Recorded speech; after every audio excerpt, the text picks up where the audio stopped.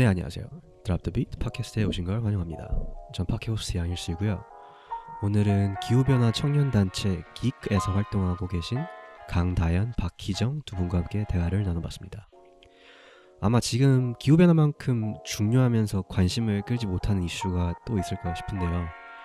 저도 최근에 이제 기후변화에 대해서 관심을 갖게 됐고, 우연히 다연님을 한 행사에서 만나서 제가 팟캐스트에 나오셔서 여기에 대해서 한번 대화를 나눠보자고 제안을 드렸고, 오늘의 만남이 성사가 되었습니다. 아무래도 기후변화가 워낙 광범위한 주제이고, 그래서 이번 대화에선 저희가 중요하다고 생각하는 몇 가지 꼭지들을 골라서 다뤄보았고요. 교토의정서, 파리협정, 기후부채 같은 기후변화 관련 내용을 아직 접할 기회가 없으셨던 분들에겐 다소 생소할 수도 있는 단어들이 잇따라 등장을 하지만, 제 생각엔 한번 쭉 들어보시면 이번 대화에서 꽤 많은 정보를 얻어가실 수 있으실 것 같고요. 그리고 이번 대화에서 저희가 여러 번 언급한 기후변화 관련 책이 2권 있는데요.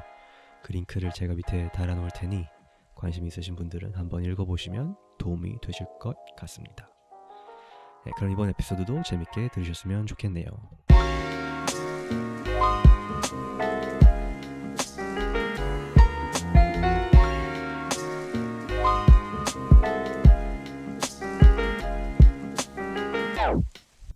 안녕하세요. 네. 잘 들리세요? 네, 잘. 오케이.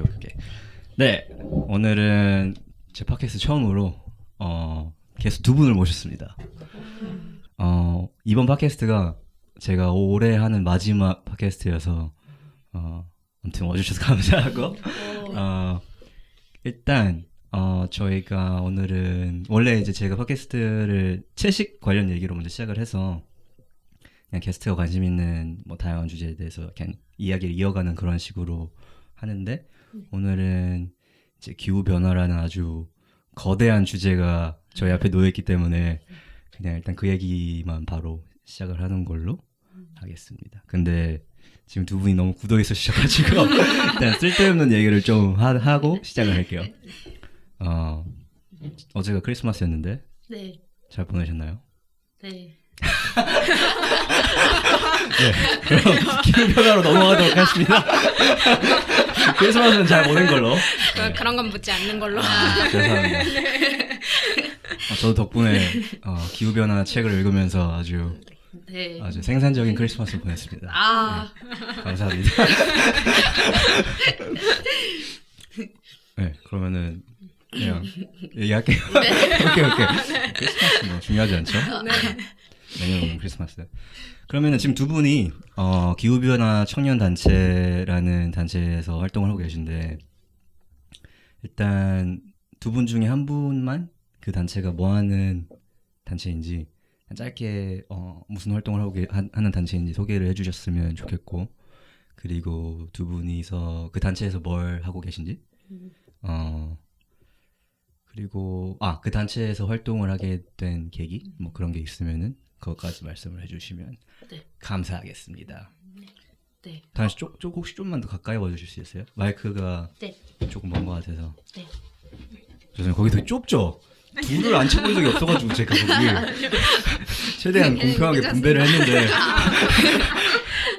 들리나요 이제? 네, 잘 들려요. 네. 잘 들려요. 네.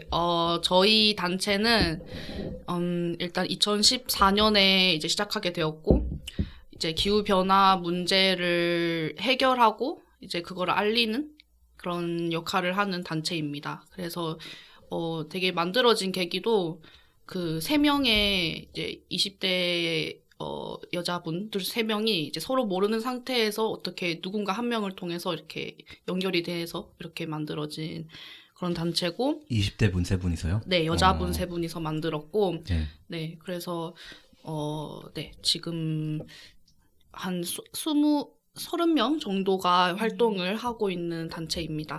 네. 그렇군요. 네. 활동은 뭐 어떤 활동 하세요? 지난번에 제가 갔던 이벤트 같은 것도 기획을 하시고, 네. 그 외에 또 뭐가 있나요? 네, 저희가 이제 얼마 전에 갑분저라라고 이제 갑자기 분위기 저탄소 라이프라는 이제 저탄소 라이프를 실천하자는 토크쇼를 이제 5명의 연사분을 모시고 했었고, 이제 뭐 그것 말고도 그린 플러그드라는 뮤직 페스티벌에 저희가 부스로 참여를 해가지고 이제 네. 미세먼지가 왜 발생하는지, 뭐 어떻게 해결해야 되는지 그런 것들을 알리는 캠페인도 했었고요. 네.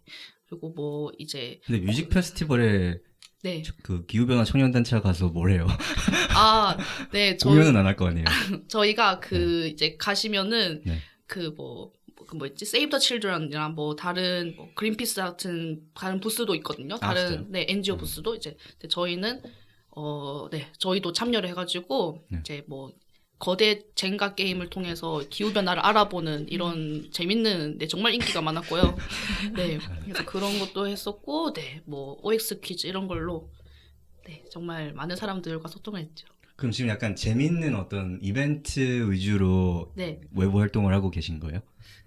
사실, 네, 그 재미를 추구해서 이제 많은 사람들에게 알리는 것도 중요하게 생각하고 있고, 네. 또 저희가 뭐 정책 제안 이런 것도 이제 저희가 입장문 같은 걸 준비를 해서 하고 있고요. 진짜요? 네, 네, 그렇습니다. 그렇군요. 네. 그럼 다현님은 거기서 어떤 역할을 맡고 계세요? 저는 이제 저희가 팀이 2개가 있는데, 이제 프로젝트 팀과 폴리스 팀 이게 2개가 있거든요. 네. 네, 그래서 그 프로젝트 팀의 팀장을 이제 올해 한 해 맡았습니다. 팀장님을 제가 앞에 올라갔습니다. 네.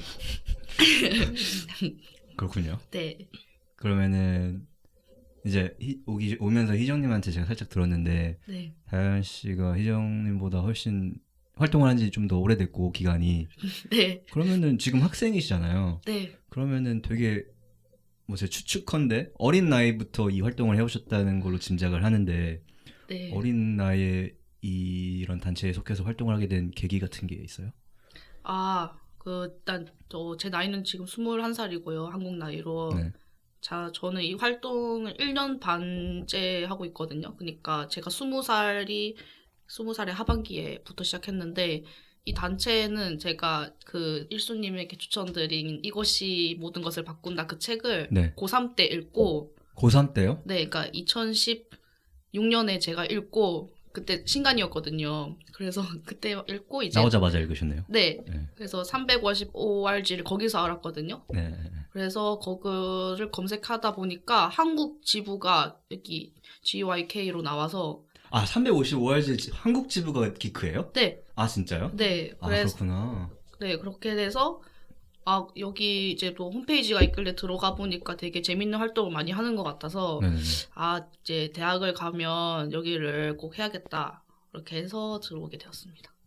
그렇군요. 네. 제가 지금 아까 저희가 다현 씨가 방금 언급하신 그 책이 네. 그 이것이 모든 것을 바꾼다. 이제 나오미 클라인이라는 저자가 쓴 책이잖아요. 네, 다현 씨가 최근에 추천을 해주셔서 네, 저도 그걸 읽었고 네. 혹시 희정 씨도 그 책 읽어보셨어요? 아니요, 저는 그 책은 못 읽어봤어요. 못 읽어봤어요? 네. 근데 그 책 이제 듣고 계신 분들 무슨 책인지 모르시니까 제가 글쎄요, 이 책을 약간 어떻게 표현할 수 있을까요? 저는 이제 약간 뭐 기후변화 책을 제가 많이 읽어본 건 아닌데 정말로 일단 되게 밀도 있잖아요, 책이. 네. 진짜 너무 힘들었어요. 끝까지 읽는데 진짜.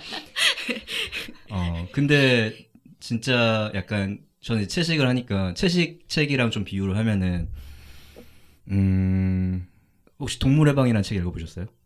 읽어보려고는 했는데 아직. 네. 그게 약간 거의 동물권 쪽에서 바이블로 일컬어지는 그런 책인데 이 책도 나이가 조금 들면 그런 급으로 여겨질 가능성이 저는 있다고 예측을 하는데 아무튼 되게 기후변화에 관심이 있는 분이시라면은 진짜 일독을 권하는. 네. 아무튼 추천해 주셔서 감사합니다. 그때 네. 잘 읽었습니다. 그래서 기크라는 단체를. 근데 고3 때 그 책을 왜 읽게 되신 거예요? 제가 그 기후변화에 대해서는 제가 사실 초등학교 3학년 때부터 관심이 있었는데. 진짜요? 왜요? 네? 왜요? 아니, 제 기억에 지금 남아있는 걸로는 이제 북극곰이 얼음에 이렇게 녹아가지고 슬퍼하는 그런 장면을 어디선가 보고 그때 뭐 대회에 나가서 그 관련 말을 했던 게 기억이 나거든요. 그런데 이제 그때부터 계속 관심을 가지고 이제 오다가 이제 고3 때도 역시나 사실 뭐 대학 입시에 조금 뭐 많이 힘들었지만 와중에도 그런 계속 뭔가 찾으려고 했던 것 같아요. 그래서 사실 하라는 공부는 안 하고 이제 책을 읽고 네 그랬습니다. 지금 훌륭한 일을 하고 계신데. 네. 근데 그럼 그 북극곰 이미지가 그럼 다현 씨한테는 통한 거네요? 네, 뭐 어떻게 보면 누군가에겐 되게 진부한 이미지일 네. 수 있잖아요. 네. 네, 그때 당시에는 그게 되게 동해가지고. 그렇구나. 네. 그게 근데 왜냐면 그게 왜 신기하냐면은 이제 희정님이 추천해주신 책도 한 권 있잖아요. 네, 그 우리는 왜 기후변화를 우리를 외면하는가. 외면하는가. 네. 제가 그거를 이제 조금 빨리 읽었어요. 네, 맞아요. 이 책을 읽은 것처럼 못 읽었는데 어쨌든 이제 그 책에서 북극곰 얘기가 나오잖아요. 네. 근데 북극곰을 거기서는 어떤 약간 기후 변화를 알리는 데 있어서 어떤 마케팅의 약간 실패 예시로 네, 맞아요. 북극곰을 소개를 하잖아요. 네. 왜냐면은 너무 우리랑 동떨어진 동물이고 그쵸. 뭐 매일 네. 보는 애도 아니고 얘가 뭐 빙하 위에서 녹고 있는 모습을 보고 우리가 어떻게 여기에 공감을 그쵸. 하냐. 네. 그래서 이건 효과가 없는 어떤 이미지이다. 맞아요. 근데 여기 효과가 있었네요. 네, 제가 좀 공감 능력이 뛰어나서. 네. 그게 아이들한테 잘 먹히나 봐요. 네. 그 정도인가 봐요. 네, 그렇죠. 그렇군요. 알겠습니다. 오케이, 그러면은 이제 희정님은 네. 기크라는 단체에 이제 들어가신 지 얼마 안 되셨고, 네, 그쵸? 맞아요. 저는 올해 하반기에 하반기에. 들어왔어요. 네. 지금 직장을 다니고 계시고, 그렇죠? 네, 기후 변화랑 직장. 상관없는 일을 하고 계신 거죠? 원래 첫 직장은 네. NGO 쪽 일을 해보고 싶어서 대학 졸업을 앞두고 기후변화 관련된 NGO에 입사를 해서 아, 진짜요? 네, 거기서 인턴 생활하고 이제 정규직 전환이 돼서 한 2년 정도 청년들 기후변화 인식 제고하는 사업을 이제 주로 담당해서 일을 하다가 지금은 이제 좀 관련 없는 업계에서 일을 하고 있어요. 그렇구나. 네. 그럼 쭉 뭐 기후변화 관련된 일을 해오시다가 네. 지금은 이 기크 단체에 속해서 활동을 계속하고 계신 거고. 네, 이제 다시 올해 하반기부터 네. 킥 활동, 약간 기후변화 활동에 대한 그런 좀 게 남아 있어서 네. 그런 게 좀 남아 있어서 하고 싶어서 들어왔고 네. 저는 사실 그 2014년도에 이제 기후변화 NGO에서 활동을 시작했는데 제가 맡고 있는 그 사업을 하던 중에 그 킥을 처음 만든 그 네. 3명 학생들을 봤었어요. 아. 네, 그래서 그때 봐서 같이 협력해서 이제 뭐 캠페인 같은 것도 했었고 네. 그래서 킥 단체를 계속 알고 있다가 이제 지금 직장은 좀 시즌이 있어서 비시즌이 하반기여가지고 네. 이제 비시즌에 좀 이제 20대가 다 가기 전에 저는 좀 더 나이가 많아서 20대가 다 가기 전에 좀 뭔가 좀 유의미한 일을 해볼 수 있지 않을까 하다가 이제 킥 활동이 이제 저는 철저하게 외부자의 시선으로 보다가 이제 내부에서 어떻게 돌아가는지 궁금하기도 하고 네. 저는 이제 직장 생활이 올해 5년 차인데 네. 이제 다들 본업이 있는 상태에서 그렇게 약간 부업 아닌 그런 형태로 그 기후변화에 이제 열정 있는 사람들이 진짜 마음 하나 가지고 모여서 어떻게 그런 단체를 이끌어가는지 그런 게 궁금하기도 해서 개인적으로 그래서 활동하게 됐어요. 그 기크라는 단체가 네. 어느 정도의 시간을 할애하나요? 단체 거기에 활동을 하는 게. 네. 정말 이건 중요한 질문인데, 저는, 그러니까 팀장으로서는 사실 되게 그러니까 하루에도 한 번씩 정도 이제, 그러니까 그 활동 뭐 이벤트가 딱히 없더라도, 준비가 없더라도, 이거 지금 뭐 해야 될 거 없나 한 번씩 생각을 해서 하고, 이제 뭐 바쁠 때는 행사 준비가 있을 때는 일주일에 한 두 번 정도 모이거나 네, 그러니까 한 번 일주일에 두 번씩이나 모여요? 그러니까 한 번 오프라인, 한 번 온라인 뭐 이런 정도로 회의를 하거나 네, 그러고 사실 평상시에는 한 달에 2번 이제 격주로 총 회의가 있고요. 네, 2시간 이렇게 회의를 토요일마다 네. 아침에 이렇게 하고 네. 이제 행사 가까워질수록 만나는 횟수가 좀 많아지고 이제 좀 그렇죠. 없을 때는 이제 온라인으로만 네. 그렇군요. 그럼 희정 씨 얘기로 돌아가서 네. 지금 거기서 어떤 일을 하고 계세요? 단체 속해서. 이제 갑분절화 같은 프로젝트 있을 때는 네. 저는 이제 킥 이제 단체 구성원들은 보통 이제 20대다 보니까 학생들이 많은데 저는 관련된 사업을 했던 이제 직장인이어서 제가 이제 도움 줄 수 있는 그런 부분들 이제 뭐 행정적인 거라든지 뭐 이렇게 뭐 보도 자료를 쓴다든지 그런 이제 도움을 줄 수 있는 부분들 도움을 주고 있고 이제 아무래도 아직 기후변화 관련된 그런 뭐 소식지나 정보 같은 것도 좀 많이 받아보고 있고 그래서 뭐 네. 그런 거 공유도 저희 이제 팀이나 이렇게 전체 단톡방 같은데 이제 공유도 해주고 약간 잔소리꾼 정도로 있는 것 같습니다. 필요하죠. 그렇군요. 네. 알겠습니다. 오케이, 그럼 저희가 이제 본격적으로 기후 변화에 대해서 얘기를 해보고 싶은데요. 네. 근데 기후 변화가 저는 그러니까 이 얘기를 어떻게 시작을 하면 좋을까 좀 생각을 많이 해봤어요. 너무 거대하잖아요 이게. 그래서 이거 어떻게 얘기하면 좋을까. 근데 일단 제가 그래서 결론을 내린 게 저도 이제 여기에 최근에 관심을 집중적으로 관심을 갖고 여기에 대해서 좀 공부를 하고 그렇게 시작을 했는데 그 전에는 뭐 그냥 막연하게 뭐 기후 변화 하면은 그래 문제지 심각하지 해결해야지 우리가 근데 솔직히 이게 왜 그렇게 큰 문제인지 잘 모르겠어. 그리고 그냥 여름이 좀 더워진 거 그거는 이제 피부로 느껴지고 근데 뭐 그 정도는 그냥 에어컨 좀 더 빵빵하게 켜고 그냥 아이스 아메리카노 한 잔씩 더 먹고 그럼 되는 거 아니야? 그리고 그러니까 이게 저도 기후변화에 대해서 문제를 인식하고 있는 사람인데도 불구하고 거기에 대한 정보가 전혀 없었던 거예요. 그래서 근데 제가 이 얘기를 왜 하냐면은 저 같은 사람이 많을 것 같아요.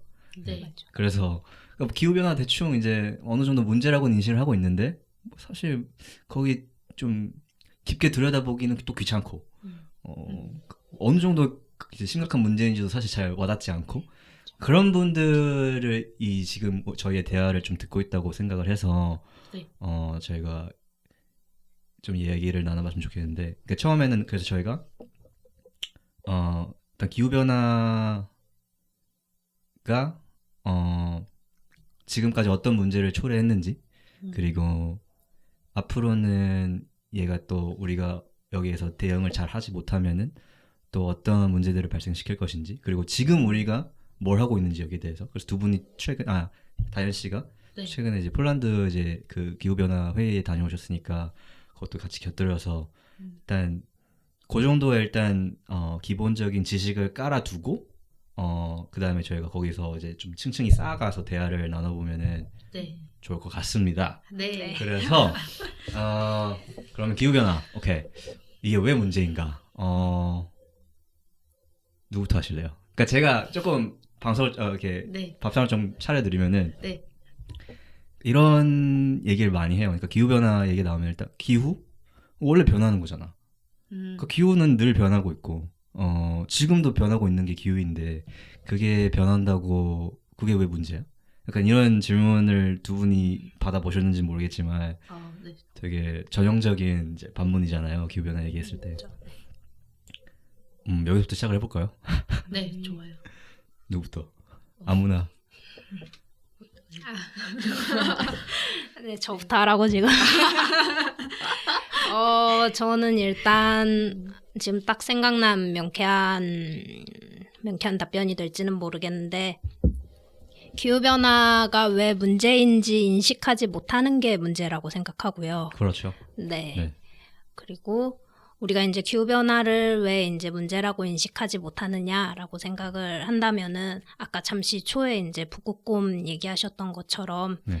그 이제 자라면서 뭐 이제 동화책이나 뭐 언론 매체를 통해서 이제 북극곰이 이제 뭐 빙하가 녹고 있고 뭐 그래서 이제 북극곰이 이제 죽고 뭐 그런 것들을 보여주는데 제가 NGO 생활을 할 때 저희도 이제 펀딩을 이제 개인 후원을 받아야 되는데 확실히 그 메시지가 개인 후원자를 이제 영입하고 그걸 유지하는데 좀 전달력이 약하더라고요. 북극곰 메시지가요? 네네네. 아, 그걸 쓰셨어요? 그걸 아예 안 쓸 수는 없고 아, 네네. 네 이제 그것도 지금도 뭐 이제 다른 NGO에서는 여전히 이제 북극곰이나 그런 이제 동물들이 이제 기후 변화로 인해서 이제 죽을 수 있다 뭐 네. 그런 메시지를 가지고 펀딩을 하는데도 여전히 있어요. 여전히 있고요. 그거에 대해서 어떻게 생각하세요, 영 씨는? 저도 근데 확실히 이렇게 저희가 뭐 세이브 더 칠드런이라던가 네. 이렇게 뭐 사회복지 공동 모금회 이런 데는 저희의 이웃 주민 혹은 이제 뭐 아프리카나 이런 데 이제 어찌됐든 사람에 대해서 이제 되게 감정에 호소해서 요즘 그것도 펀딩 방법에 문제가 많기는 한데 네. 이제 그렇게 통해서 또 이제 모금이 쉽지 않은 마당에 이제 북극은 사실 가본 적도 없잖아요. 되게 단순하게 생각하면. 그렇죠. 그래서 북극을 가본 적도 없고 북극곰의 실물을 본 적도 없는데 이제 당시에 영상을 봤을 때는 이제 순간 혹해서 이제 개인 후원을 할 수도 있는데 그게 그렇게 지속되지 못하고 뭐 한 1년 있다가 저희한테 전화 와서 월 10,000원씩 기부하시던 분이 이제 뭐 자기 뭐 이제 사정이 안 좋아서 기부를 못 하겠다. 그러면 이제 1년이면 사실 12만 원 정도인데 이제 뭐 이렇게 저희 직장 생활하고 있는 사람들한테 뭐 10,000원은 사실 요즘 커피 한두 잔 값 정도밖에 안 되잖아요. 솔직히 돈도 아니죠. 네, 그래서 뭐 어떤 사정이 나빠졌다는 건지 커피가 저는 스타벅스 커피 2잔 마시면 네 끝나는 그런 그러니까 이제 그게 돈에 소비하는 우선순위에서 밀리는 거죠. 그리고 금방 너무 쉽게 잊혀지는 메시지이고 되게 환경 관련된 NGO들이 많이 있는데 너무 이제 하나의 메시지를 주고 장창 쓰다 보니까 이제 처음 이제 리우 뭐 지구 환경 회의를 했을 때 하고 20년이 더 넘게 지난 지금하고는 전달하는 메시지가 분명히 달라져야 되고 기후 변화는 그때보다 더 심각하게 가속화되고 있는데 네. 너무 이제 고루한 메시지를 쓰고 있어서 계속 이제 피곤한 거죠. 이제 20년 전에도 저희가 초등학교를 다녔을 때도 북극곰 얘기를 했는데 성인이 되고 직장인이 됐는데 아직도 이제 북극곰 얘기를 하면서 그렇게 감정에 호소해서는 이제 기후변화 문제는 좀 해결할 수 없지 않나 그렇게 생각해요. 그러니까 저는 북극곰 얘기 나오면 정말 화가 나는 게 화는 솔직히 화까지는 아니지만 좀 짜증 나는 게 정말로 그러니까 제가 한 예를 들면은 최근에 이제 환경 관련된 어떤 강연을 갔어요 제가. 근데 거기서 이제 뭐 업사이클링 이런 쪽에서 종사하시는 이제 연사분이 뭐 그냥 이제 연설 중에 이제 우스갯소리로 아유 뭐 북극곰보다 솔직히 난 내 친구가 더 중요하다 뭐 이런 맥락의 얘기를 했어요. 그냥 우스갯소리로 약간 반 농담으로. 그래서 이제 거기 있던 분들이 다 하하 이렇게 웃고. 근데 이제 그게 딱 이 문제의 핵심인 것 같아요. 그렇죠. 네. 그렇게 메시지 기후 변화가 곧 북극곰의 뭐 북극곰이 죽는 게 기후 변화 막 이런 식으로 포장을 해서 메시지를 보내니까 맞아요. 이게 사람들이 진지하게 안 받아들이죠. 아니 북극곰 뭐 조금 슬프지 귀여운 동물이 죽어가니까. 근데 뭐 솔직히 내 일상이랑 무슨 상관이야 그게. 완전히 이제 결여돼 있잖아. 그러니까 완전히 분리돼 있는 어떤 현실이고. 그러니까 북극곰 뭐 농담으로 이렇게 사람들이 네. 써먹고. 그러니까 저는 이 메시지가 왜 오히려 진짜로 뭐 아프리카나 방글라데시나 이런 아니면 중동이나 이런 데에서 기후변화의 어떤 피해를 진짜로 피부로 네, 느끼고 있는 맞아요. 사람들의 네. 그런 것을 조금 더 활용할 수 있지 않을까. 네, 맞아요. 그런 생각이 네. 들어요. 왜 계속 북극곰을 고집하는지 저는 진짜 그 그쵸. 이해가 안 돼요.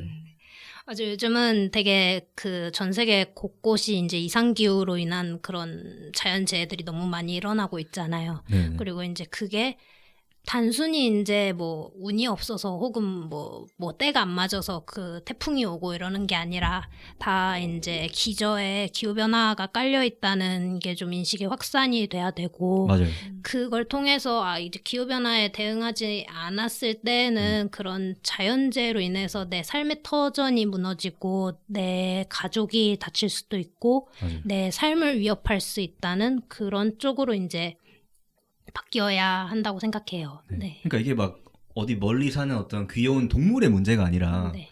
나의 문제잖아요. 우리 사회의 문제고 내 가족, 내 친구의 문제잖아요. 나 조금 흥분했네요.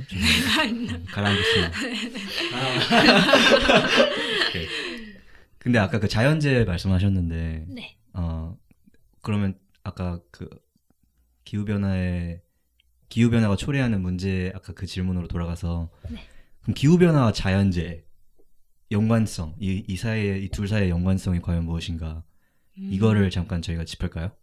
네. 다현 씨가 도전하실래요? 네. 네. 제가 한번 네. 일단 뭐 다들 한 번쯤 들어보셨을 단어가 엘니뇨와 라니냐죠. 네. 네. 엘니뇨와 라니냐처럼 이렇게 그런 걸 들어보셨을 텐데 이제 그거 자체도 이제 기후 변화로 인해서 해수의 온도가 높아지면서 이제 해류의 흐름이 이렇게 바뀌는, 그러니까 아예 사실 정체되어 있는 약간 이런 쪽인데 그렇게 되면 이제 해류가 잘 흐르지 않으니까 사실 뭐 공기 흐름도 이제 정체되고 그렇게 되면 약간 이렇게 돼서 미세먼지 영향, 네. 자연재해라고 이쪽으로 일단 미세먼지 뭐 이런 쪽으로 갈 수 있고 또 아까 태풍이나 이제 슈퍼 태풍이 계속 이렇게 발전하는 것도 그런 해류나 온도 해수가 높아지면서 이렇게 발생되는 거고 뭐 또 뭐가 있을까요? 뭐 비슷하게 허리케인도 있을 수 있고 그러니까 이런 자연재해들의 빈도가 네. 계속 높아지고 있는 거잖아요. 그렇죠. 비도 안 오고 사막화가 계속 진행되고 네, 뭐 이런 것도 계속 문제인 거죠. 그래서 뭐 또 어떤 자연재해가 일어날지는 또 모르는 그런 상황인 것 같습니다. 네. 그러니까 저는 이걸 어떻게 이해하고 있냐면은 두 분이 여기에 제가 또 잘못 전달하는 사실이 있으면 언제든지 끼워주시고 저는 이제 이걸 어떻게 이해하고 있냐면은 당연히 뭐 기후 변화가 단독으로 자연재해를 발생시키진 않죠. 네. 그거는 말이 안 되고. 그렇죠. 근데 이제 다만 약간 기후 변화라는 어떤 핸디캡을 우리가 안고 있잖아요. 그 전제 조건 하에 그냥 조금 거센 파도였을 법한 일이 이제 홍수가 될 수가 있고 거센 어떤 태풍이 될 수가 있고 그리고 그냥 조금 유난히 더운 여름날이 이제 산불이 될 수가 있고 가뭄이 될 수가 있고 그리고 더 나아가서 이게 정말로 극단에 치닫으면은 거기서 이제 뭐 날씨가 너무 더워서 원래 농사를 짓던 사람들이 농사를 더 이상 못 짓고 그러면은 이게 뭐 자기 삶의 터전을 뺏기고 그러면 또 사람이 또 극단에 치닫으면은 되게 위험한 선택들을 하잖아요. 그래서 뭐 거기서 이제 내전이 일어날 수도 있고 아무튼 이게 사실 꼬리에 꼬리를 물고 정말로 극단에 치닫으면은 진짜 정말 위험한 상황까지 갈 수 있는 게 기후변화인 것 같고 그러니까 결국 저는 이렇게 이해를 하고 있어요. 그러니까 모든 문제를 약간 뭐라 그래야 되지? 약간 슈퍼마리오의 그 버섯 먹으면 몸집이 커지듯이 네. 기후변화라는 버섯을 그러니까 기존의 문제에다가 기후변화라는 약간 핸디캡을 먹여가지고 훨씬 더 심각한 문제로 몸집을 키우는 약간 그런 역할을 기후변화가 하고 있다고 저는 이해를 하고 있는데 적절한 표현인가요? 네, 저도 표현에는 동의하고 이제 과거 같았으면은 뭐 자연의 이제 회복성, 자연 시스템의 생태계는 원래 그 자연적인 회복성이 있으니까 회복 탄력성에 의해서 회복될 수 있었던 게 올해 우리나라만 봐도 이제 태풍이 약하게 다녀가기는 했지만 저 작은 한반도에 계속해서 뭐 2주, 3주 간격으로 태풍들이 왔었잖아요. 네네. 그게 만약에 진짜 그 세기가 강도가 줄어들지 않고 그대로 그렇게 연거푸 왔으면은 오고 복구했는데 또 오고 복구했는데 또 오고 그렇게 됐으면은 그 지역이 이제 난리가 났겠죠. 그렇죠. 네. 그런 극대화도 있을 수 있고 저는 이제 한 가지 더 붙이자면 원래 우리나라는 뭐 사계절이 뚜렷했던 나라인데 이제 점점 봄, 가을은 사라지고 여름, 겨울이 길어지면서 네네. 이제 또 온난화가 가속되니까 저희 나라는 원래 나지 않던 아열대성 기후가 되면서 원래 나지 않던 이제 뭐 식품들이 이제 생산이 되고 제주도에서만 키울 수 있던 게 뭐 한 충청도까지도 올라오고 뭐 이렇게 먹던 이제 의식주가 변하는 거죠. 네, 그래서 이제 적응해 가면 되지 않느냐라고 하는 이제 사람들도 있지만 그게 이제 너무 가속화되고 너무 이제 극한으로 가는 거죠. 이제 네. 아열대성에서 끝날 것이냐, 이게 기후 변화를 대응하지 않으면은 아열대를 넘어서 이제 사막화 정도까지도 안 가리란 보장을 아무도 할 수가 없는. 거의 예상을 하고 있죠. 지금 그쵸. 이 상태로 간다는 전제를 하면. 네, 네, 그렇죠. 그러니까 그 2009년으로 제가 기억하는데 그 다현 씨가 최근에 다녀오신 그 네. 회의 이름이 Climate Change Convention인가요? 아니, 뭐였죠? UN? 컨퍼런스 오브 파리 캅이라고. 캅. 네. 오케이. 네. 근데 그게 이제 그 92년 리오부터 쭉 매년 이어져 오는 그 회의가 맞나요? 네, 네. 네, 네. 제가 기억하기에 2009년에 이제 코펜하겐에서 음. 이제 발표한 어떤 내용 중에 네. 우리가 이제 그 지구 평균 온도 상승폭을 2도 내로 네. 유지를 해야지 우리가 뭐 생존 가능성이 있다 약간 이런 식으로 네, 내용을 맞아요. 발표를 했잖아요. 네. 근데 지금 제가 본 내용으로는 아마 이미 0.8도가 올라가 있는 상태고 그래서 그 정도 이미 벌써 깎아 먹었고 네. 근데 지금 이 상태로 우리가 계속 간다면 사실 2도는 고사하고 네. 이미 4도를 전망하고 있는 사람들이 네. 너무 많고 네. 그리고 4도도 고사하고 사실 21세기 말까지 간다고 치면 이제 8도 네. 근데 지금 0.8도 올랐는데 지금 여름이 사실 뭐 이번 여름은 엄청 더웠다고 느껴지는 않은데 작년 여름이 되게 더웠던 걸로 좀 기억하는데 어쨌든 진짜 여름의 피크일 때는 진짜 더웠잖아요. 네. 진짜 막 고통스러울 정도로 더웠잖아요. 맞아요. 근데 그게 이제 0.8도의 그 기온이 상승을 했을 때 약간 그 정도면은 그렇죠. 이게 2도 오르고 또 거기다가 4도 더 오르고 8도까지 오르면 진짜 그냥 못 사는. 아니, 못 살죠. 네. 진짜 딱 못 살죠. 그냥 그쵸. 그게 과장이 아니라 네. 진짜로 여름에 못 나오고 겨울에 그냥 아무것도 네. 못하는 약간 그런 상황이 될 것 같고 진짜 무서운 것 같아요. 그렇죠. 사실 8도까지 오르면은 인류가 거의 뭐 종말 수준이 아닌가. 네. 네. 네, 0.8도가 이 정도면 네. 10배 정도 되는 거니까. 네, 절망적이네요. 그렇죠. 네, 과학기술로 커버 안 되지 않을까 개인적으로 생각합니다. 자, 긍정적인 얘기 하고 싶은데 기후변화에서 긍정적인 이야기 할 게 없네요. 그래서 네, 그렇죠. 계속 부정적인 얘기를 이어가도록 하겠습니다. 근데 오케이 그러면은 지금 우리가 여기에 대해서 뭘 하고 있냐 아니면은 뭘 해야 되는데 안 하고 있냐 전 후자가 더 많겠죠 할 얘기가 그렇죠. 그래서 다현 씨가 네네. 최근에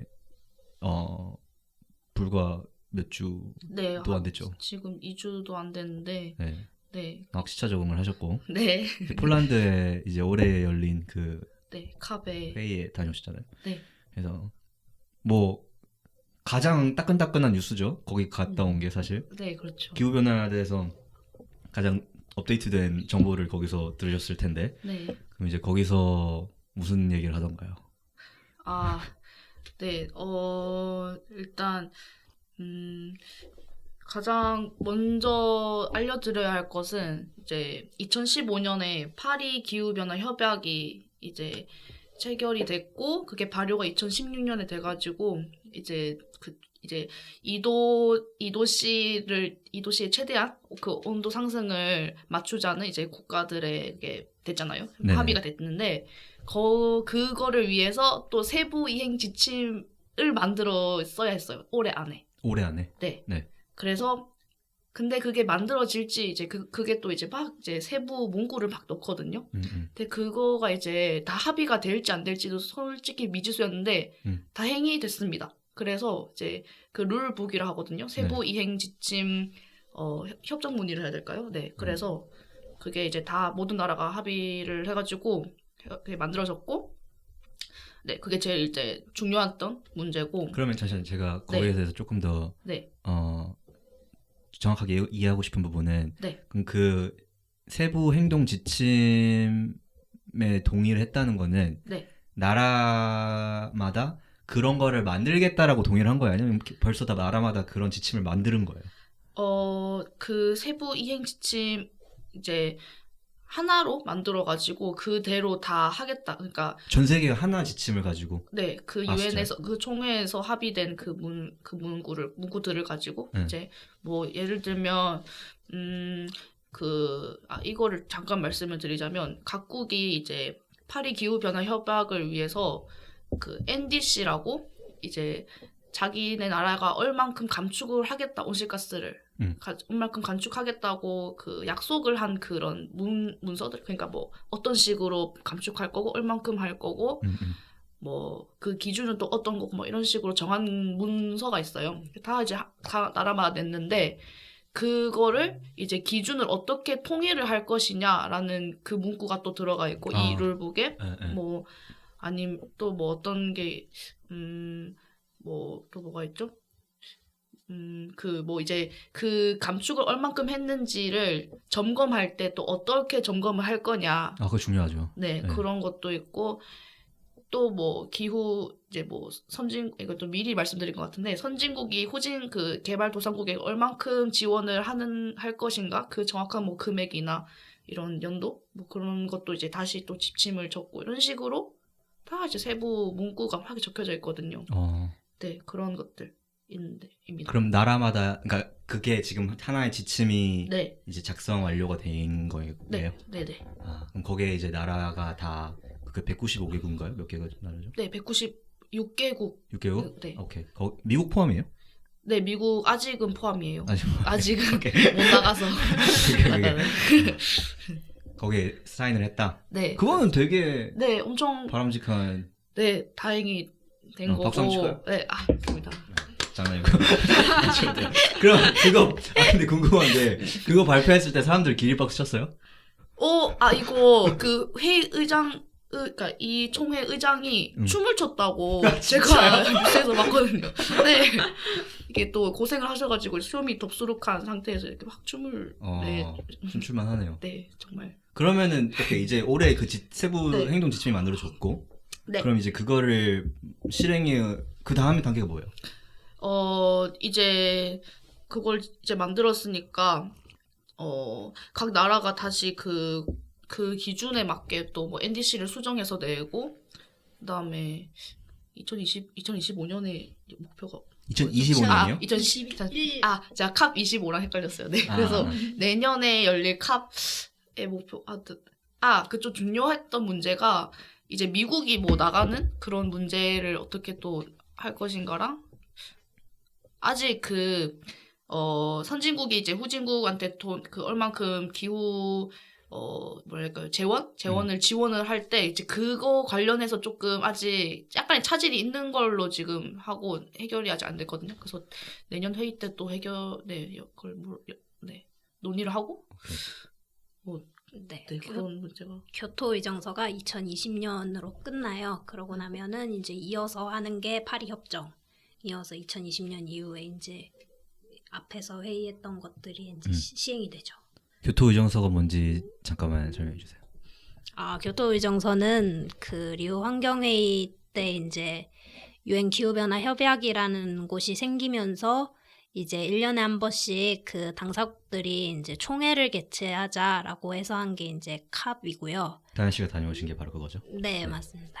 그래서 캅이 이제 시작이 되면서 전 세계 이제 각국의 이제 당사국들이 온실가스를 이제 어떻게 감축을 할 것인가, 이제 온실가스를 감축해야 한다는 필요성이 대두되면서 이제 각국의 이제 약속을 만든 거죠. 약속을 만든 게 이제 교토 의정서고, 그게 COP3이 일본 교토에서 열려가지고 네. 거기서 이제 그 체결된 이제 교토 프로토콜을 교토 의정서라고 하고요.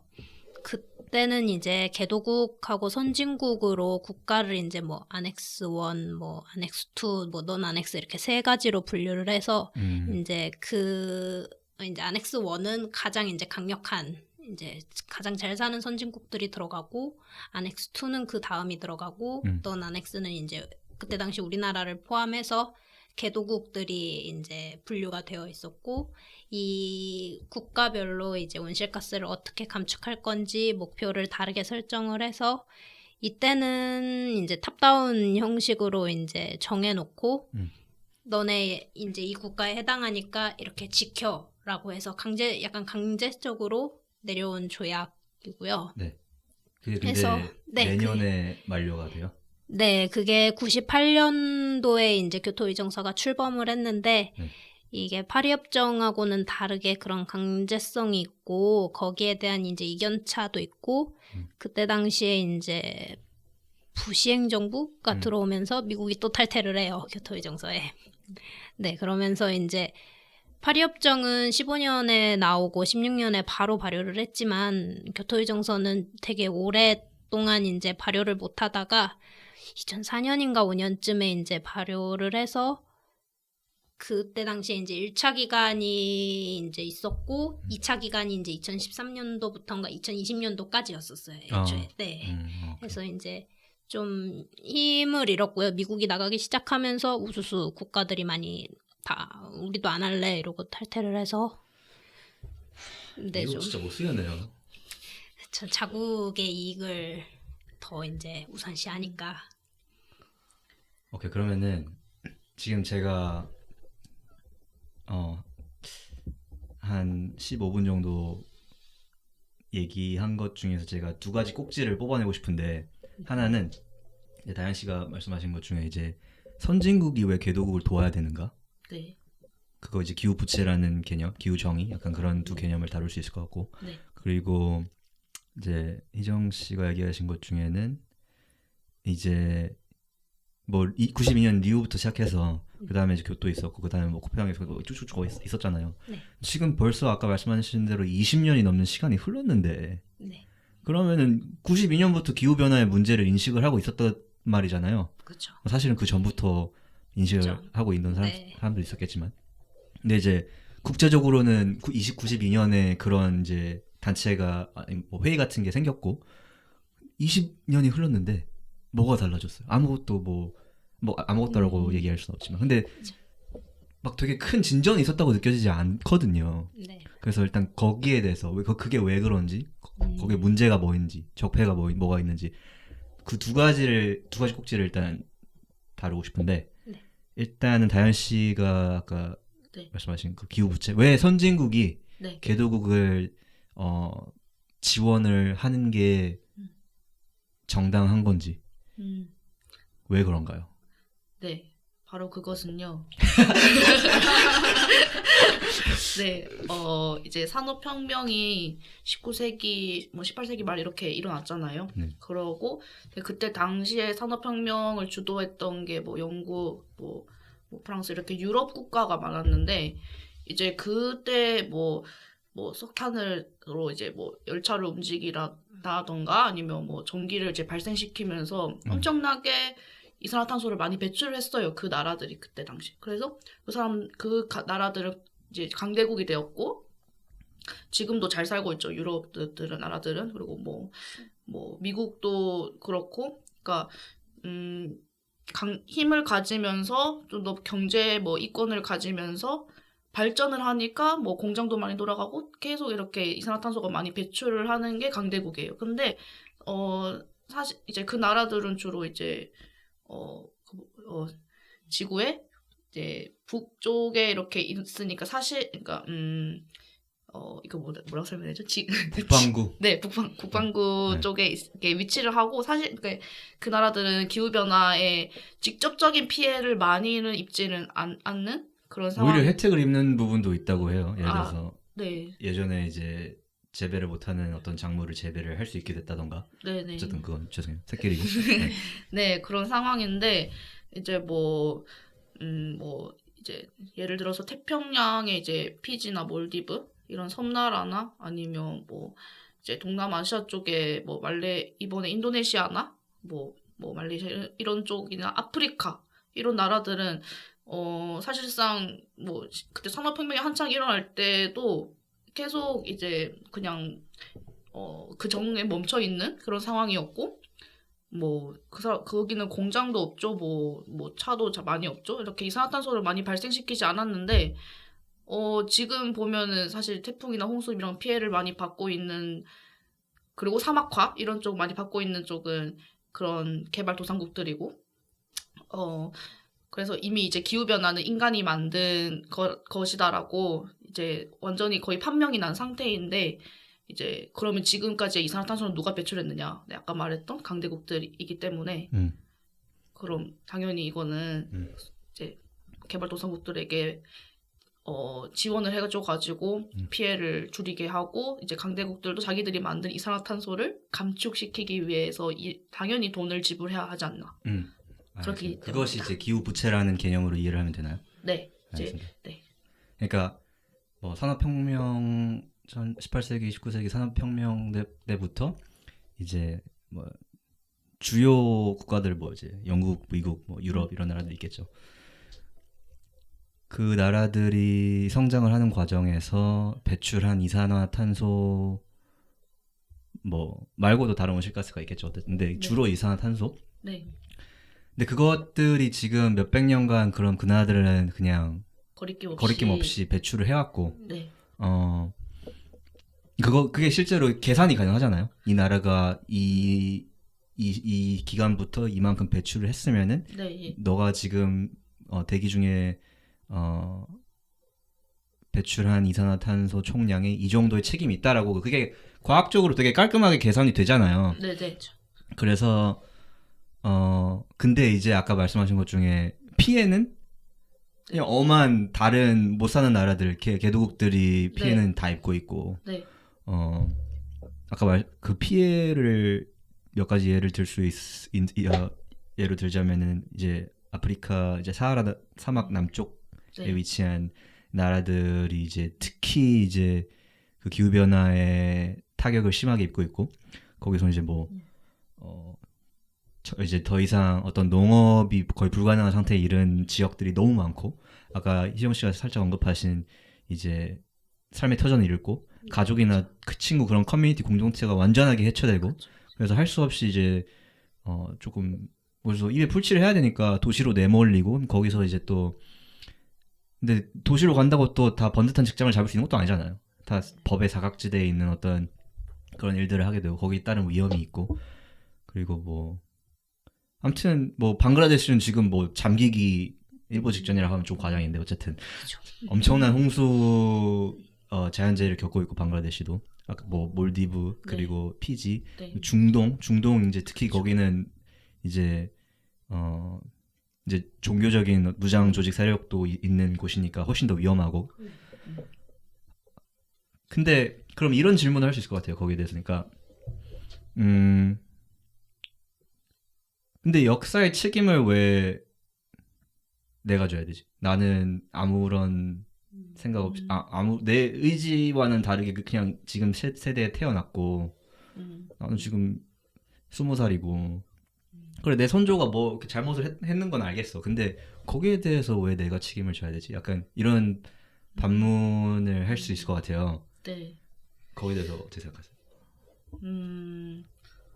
약간 떠오른 게 이제 일본이 생각이 났는데. 위안부? 네. 네, 저도 그 생각했어요. 네. 뭐 한 번쯤 해볼 수 있는 질문인 것 같아요. 그런데 근데 이건 약간 어쩔 수 없이 그런 가치관이 들어가야 될 것 같은 게 이제 국가, 민족이라는 개념이 들어가야 될 것 같아요. 그래서 한 국가에 이제 뭐 자기가 원하지 않았지만 어느 국가의 국민으로서 태어났고, 그러고 이제 사실 자기가 태어난 것도 이제 자기 혼자만의 그런 힘이 아니라 뭐 위에서 수많은 이렇게 쌓아온 역사과 환경, 사회 이렇게 뭐 가족들 이렇게 다 모든 것에 유기적으로 연결되어서 이렇게 태어나고 살아가는 것이잖아요. 그렇죠.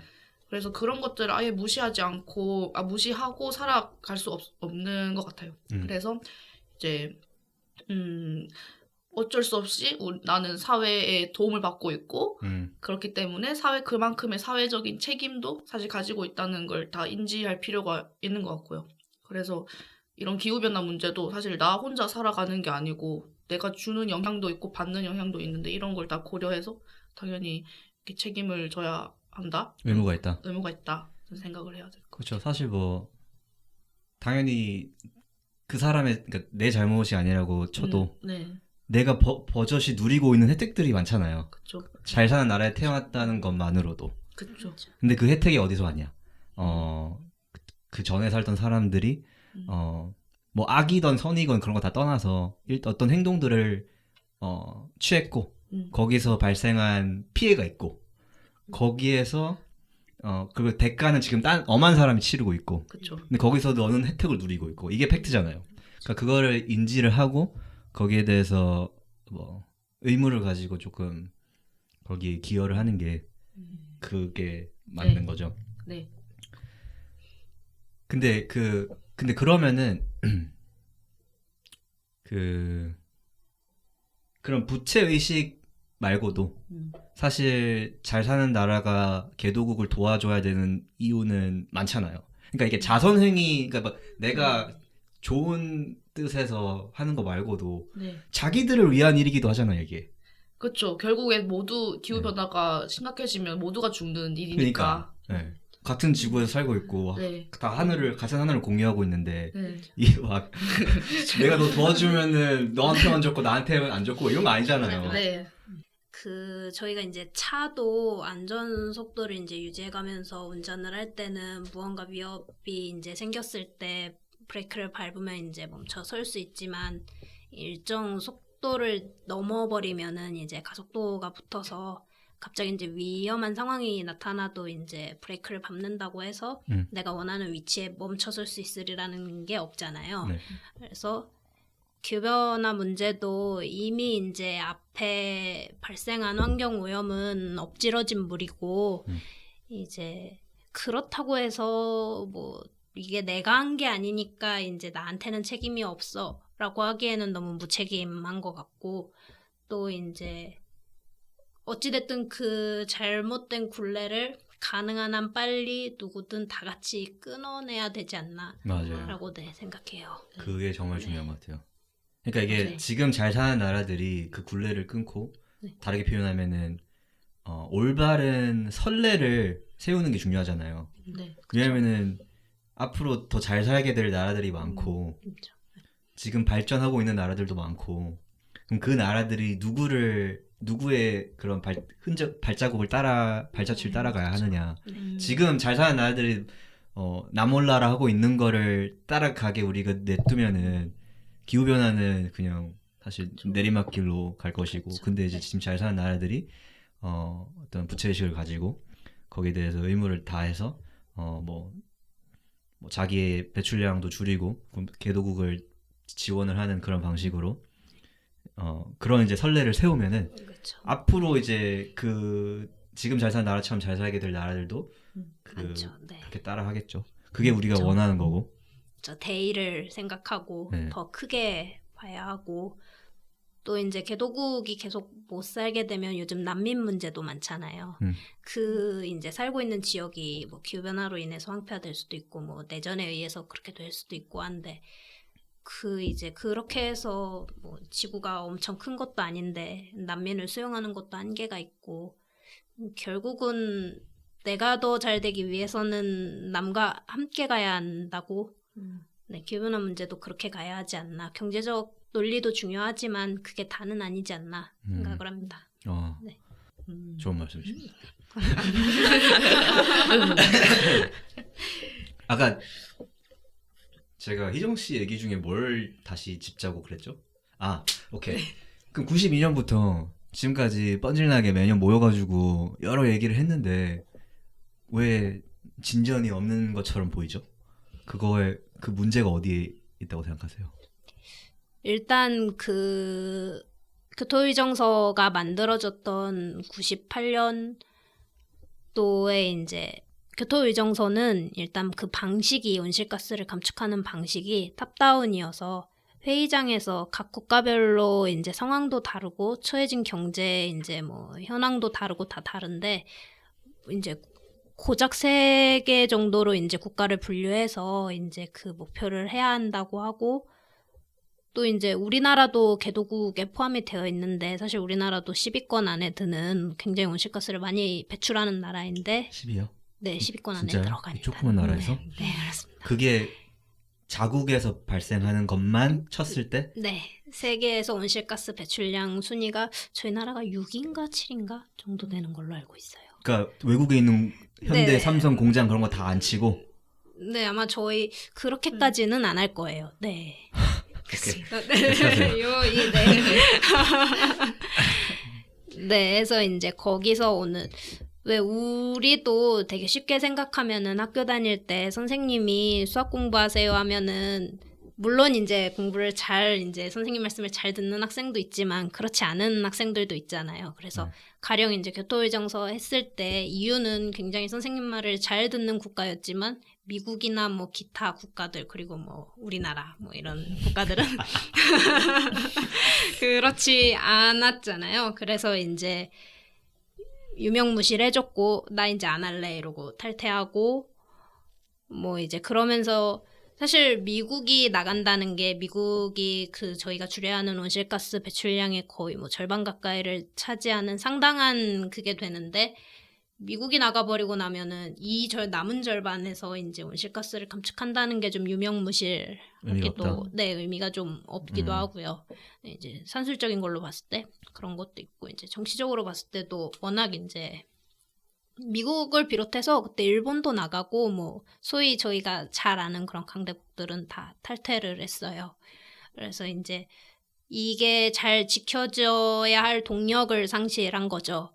그래서 흐지부지 하다가 겨우겨우 이제 교토의정서가 발효가 되고 그리고 이제 2000년도에 이제 들어설 때쯤 이제 저희 그 MB 정권이 들어서면서 그때 이제 녹색 성장이라는 이제 단어가 나오면서 되게 이제 호기롭게 우리나라는 얼만큼의 온실가스를 감축하겠습니다라고 공표를 했는데 저희는 5년마다 정권이 바뀌잖아요. 그래서 그 다음 정권이 들어왔을 때 이제 파리협정은 이제 탑다운으로 해보니까 이게 실효성이 없더라. 그래서 각국이 그러면 너네 이제 온실가스 얼만큼 감축할래를 먼저 이제 각국이 이제 써서 제출해가지고 그게 이제 투명한지 이행 가능한지 뭐 이런 것들을 다 이제 따져서 바텀업 방식으로 하는 게 이제 파리협정인데 그때 이제 저희 나라가 좀 소극적으로 이제 온실가스 감축 목표를 냈죠.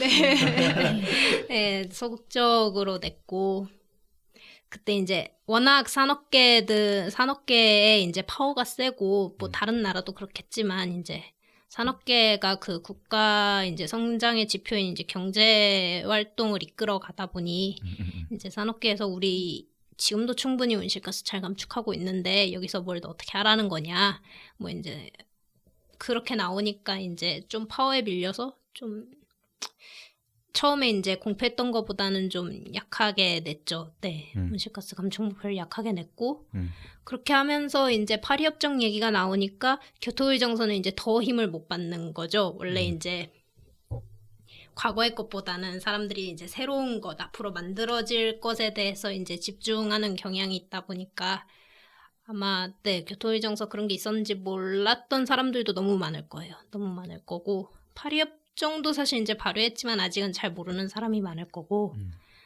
그렇게 하면서 지지부진하게 거의 20년 가까이가 흘러갔죠. 다 제가 생각했을 때는 뭐 탑다운 방식이든 바텀업 방식이든 이제 뭐 우리나라가 소극적으로 반응을 하는 거든 다 이제 뭐 자국의 이제 경제적 이익이 가장 우선시 되어야 되고 그게 이제 정치적으로도 연결이 돼서 이제 우리나라도 그렇고 다른 나라도 그렇고 정치인들이 이제 일정 선거철이 되면 표를 받아야 되는데 아무래도 기후변화보다는 이제 기후변화로 인한 위협은 체감이 잘 안 되다 보니까 먹고 사는 문제가 더 중요한 거고 경제 성장이 더 중요한 거고 이제 우리 동네에 이제 높은 빌딩이 들어와야 되고 뭐 좋은 시설이 생겨야 되고 그런 게 있어야 이제 유권자들의 표를 얻다 보니까 아마 모든 국가들이 다 비슷한 상황일 거예요. 민주주의 국가들은.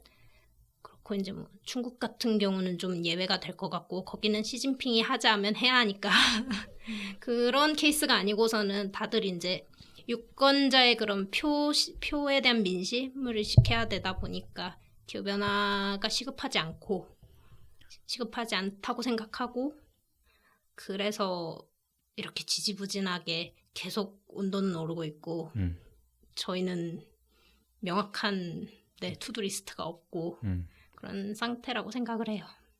이게 미래의 일이 그러니까 사실 체감이 잘 안 되잖아요. 네, 그래서 지금 체감이 안 되기 때문에 여기에 대해서 대응을 잘 못하고 있고 그렇죠. 약간 뒷전으로 밀려 있고 기후변화 문제가. 근데 그 얘기는 저희가 조금만 있다가 네, 그렇죠. 따로 이제 한 주제로 다뤄보면 좋을 것 같고요. 근데 네. 거기서 제가 조금 이어가고 싶은 게 이게 탑다운도 사실 지금 잘 안 먹혔고 네. 바텀업도 사실 잘 될지 안 될지 잘 모르겠고 그렇죠. 네. 그러면 문제가 이게 문제의 근원이 어디 있냐 이 질문을 할 수 있을 것 같은데 그 다현 씨가 저한테 추천해주신 책 이제 네네 이것이 모든 것을 바꾼다는 네 바로 그 전곡을 찌르잖아요. 그쵸. 이제 자본주의라는 네, 더 구체적으로는 이제 자유시장 경제 체제라는 이런 경제 시스템이 물론 시스템이 자체가 뭐 틀렸다라고 말하기에는 제가 거기에 대해서 잘 모르고 하지만 기후변화와 연관지어서 얘기했을 때 이 경제 체제가 불러일으키는 문제점이 명확하게 존재하고 그쵸. 거기에 대해서 이제 저 책이 다루는 책이잖아요. 네.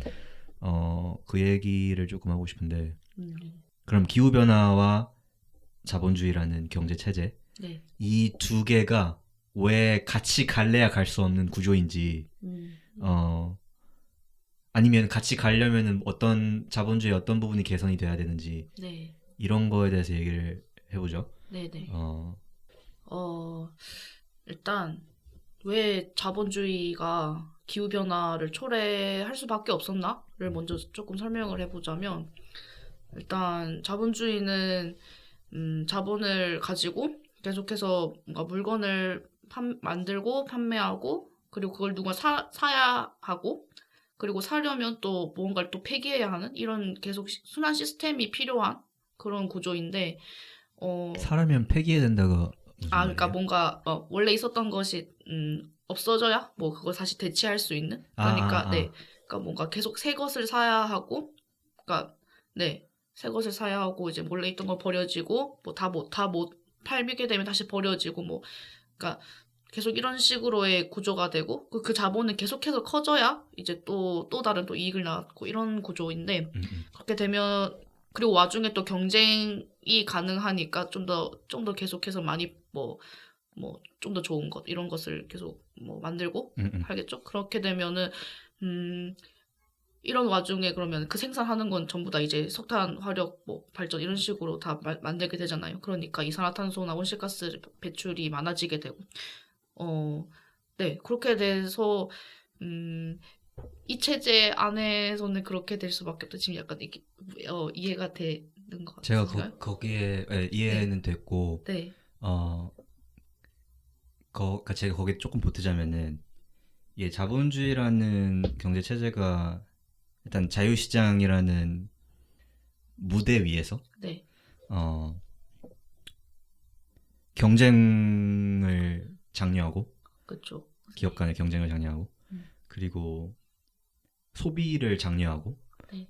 그리고 무역을 장려하잖아요. 네, 네, 나라 간의 무역을 일단 그래서 자연스럽게 이제 소비가 우리 문화의 되게 중심으로 자리를 잡아 있고 그리고 한 나라의 성장을 계산하는 GDP라는 수치도 사실 여기에 한 몫을 하고 있다고 생각을 하는데 GDP라는 개념을 이루는 구성 요소가 수출, 소비, 투자, 뭐였죠? 아, 정부 지출. 그 네 가지 있는데, 그래서 그거를 이제 그럼 나라가 이제 성장을 하고 싶어 할 거 아니에요. 나라면. 네, 그러니까 네. 다른 나라랑 또 경쟁을 하는 그런 이제 네. 구도이고 지금 맞아요. 전 세계가.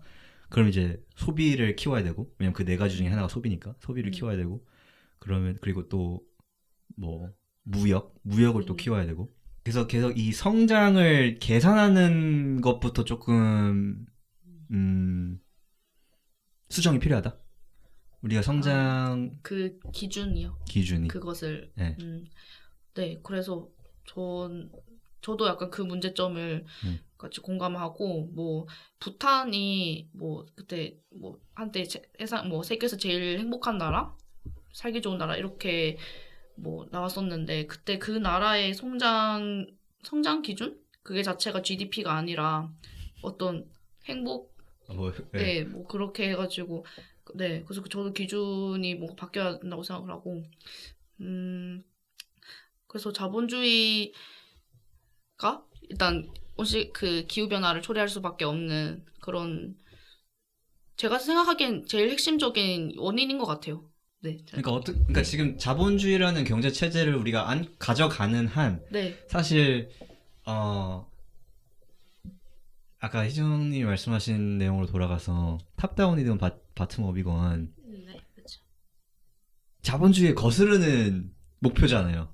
그렇죠. 본질적으로 네. 보면 그렇게 생각하죠, 보통은. 네. 네.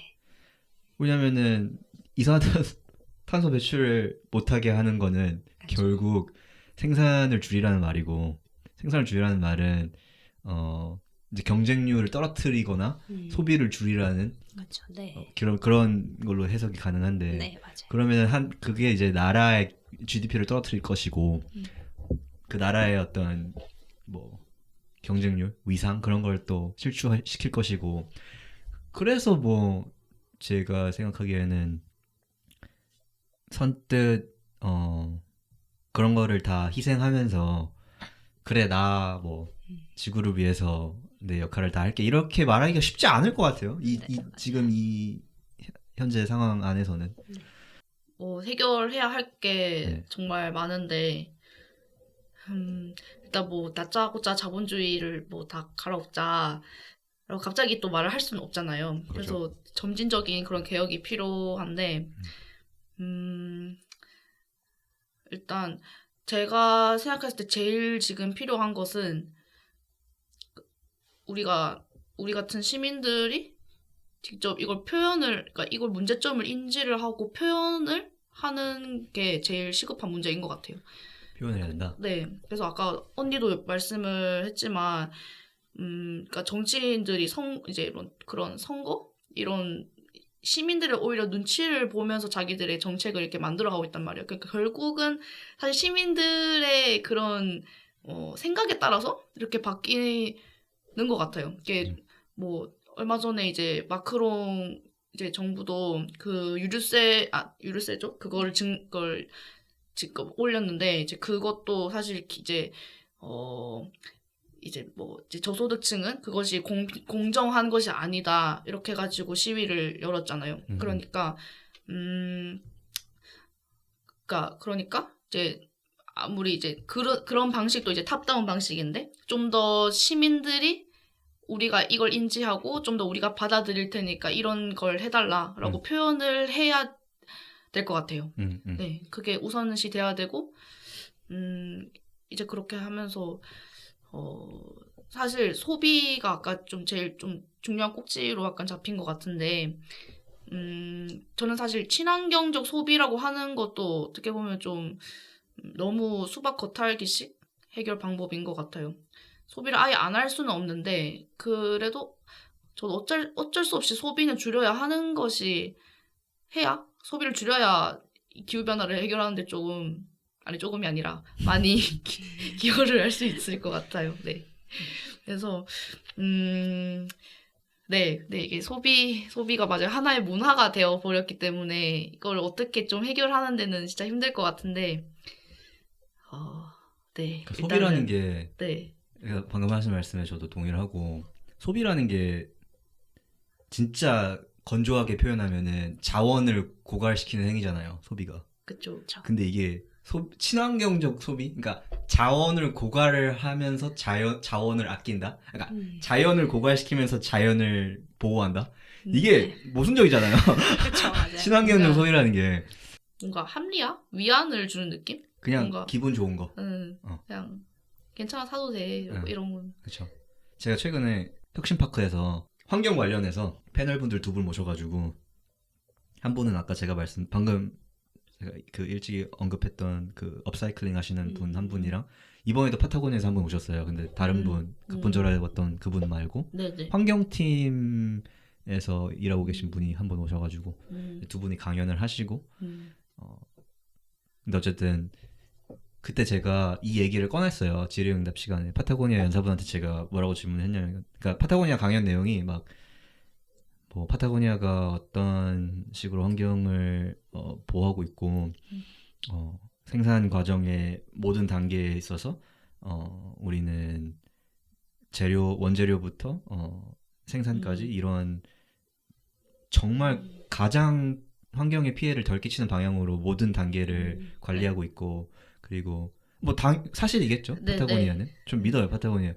근데 결국 그 질문을 했어요, 제가. 좋다, 알겠다, 믿는다, 나 파타고니아 좋아한다.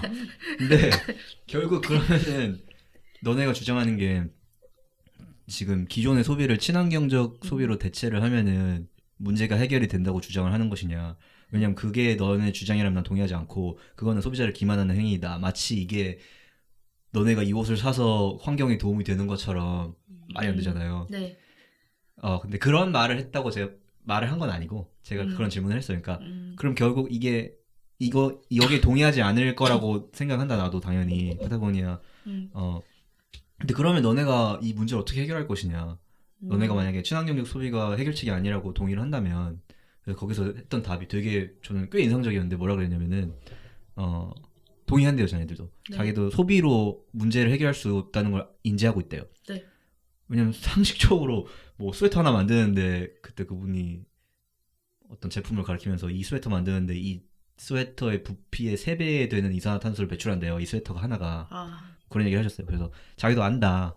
일단 생산 자체가 없어야 된다, 이 문제를 해결하려면. 네. 그래서 파타고니아 내에서도 여기에 대해서 되게 말이 많다. 근데 아직 뭐 확정된 건 없는데, 이제 다만 우리가 지향하는 거는 당연히 우리는 환경을 위해서 비즈니스를 하는 기업이기 때문에 뭐 앞으로 몇십 년 안에는 그냥 생산을 완전히 중단까지는 모르겠고 그 생산을 최소화하고 그냥 지금 우리가 이미 만들어 놓은 제품이 약간 돌고 도는 그런 생태계를 조금 구축을 해놓는 방향으로 전환을 하는 것도 논의가 되고 있다. 약간 뭐 이런 식으로 얘기를 했는데, 그게 실제로 될지는 뭐 가봐야 알겠고.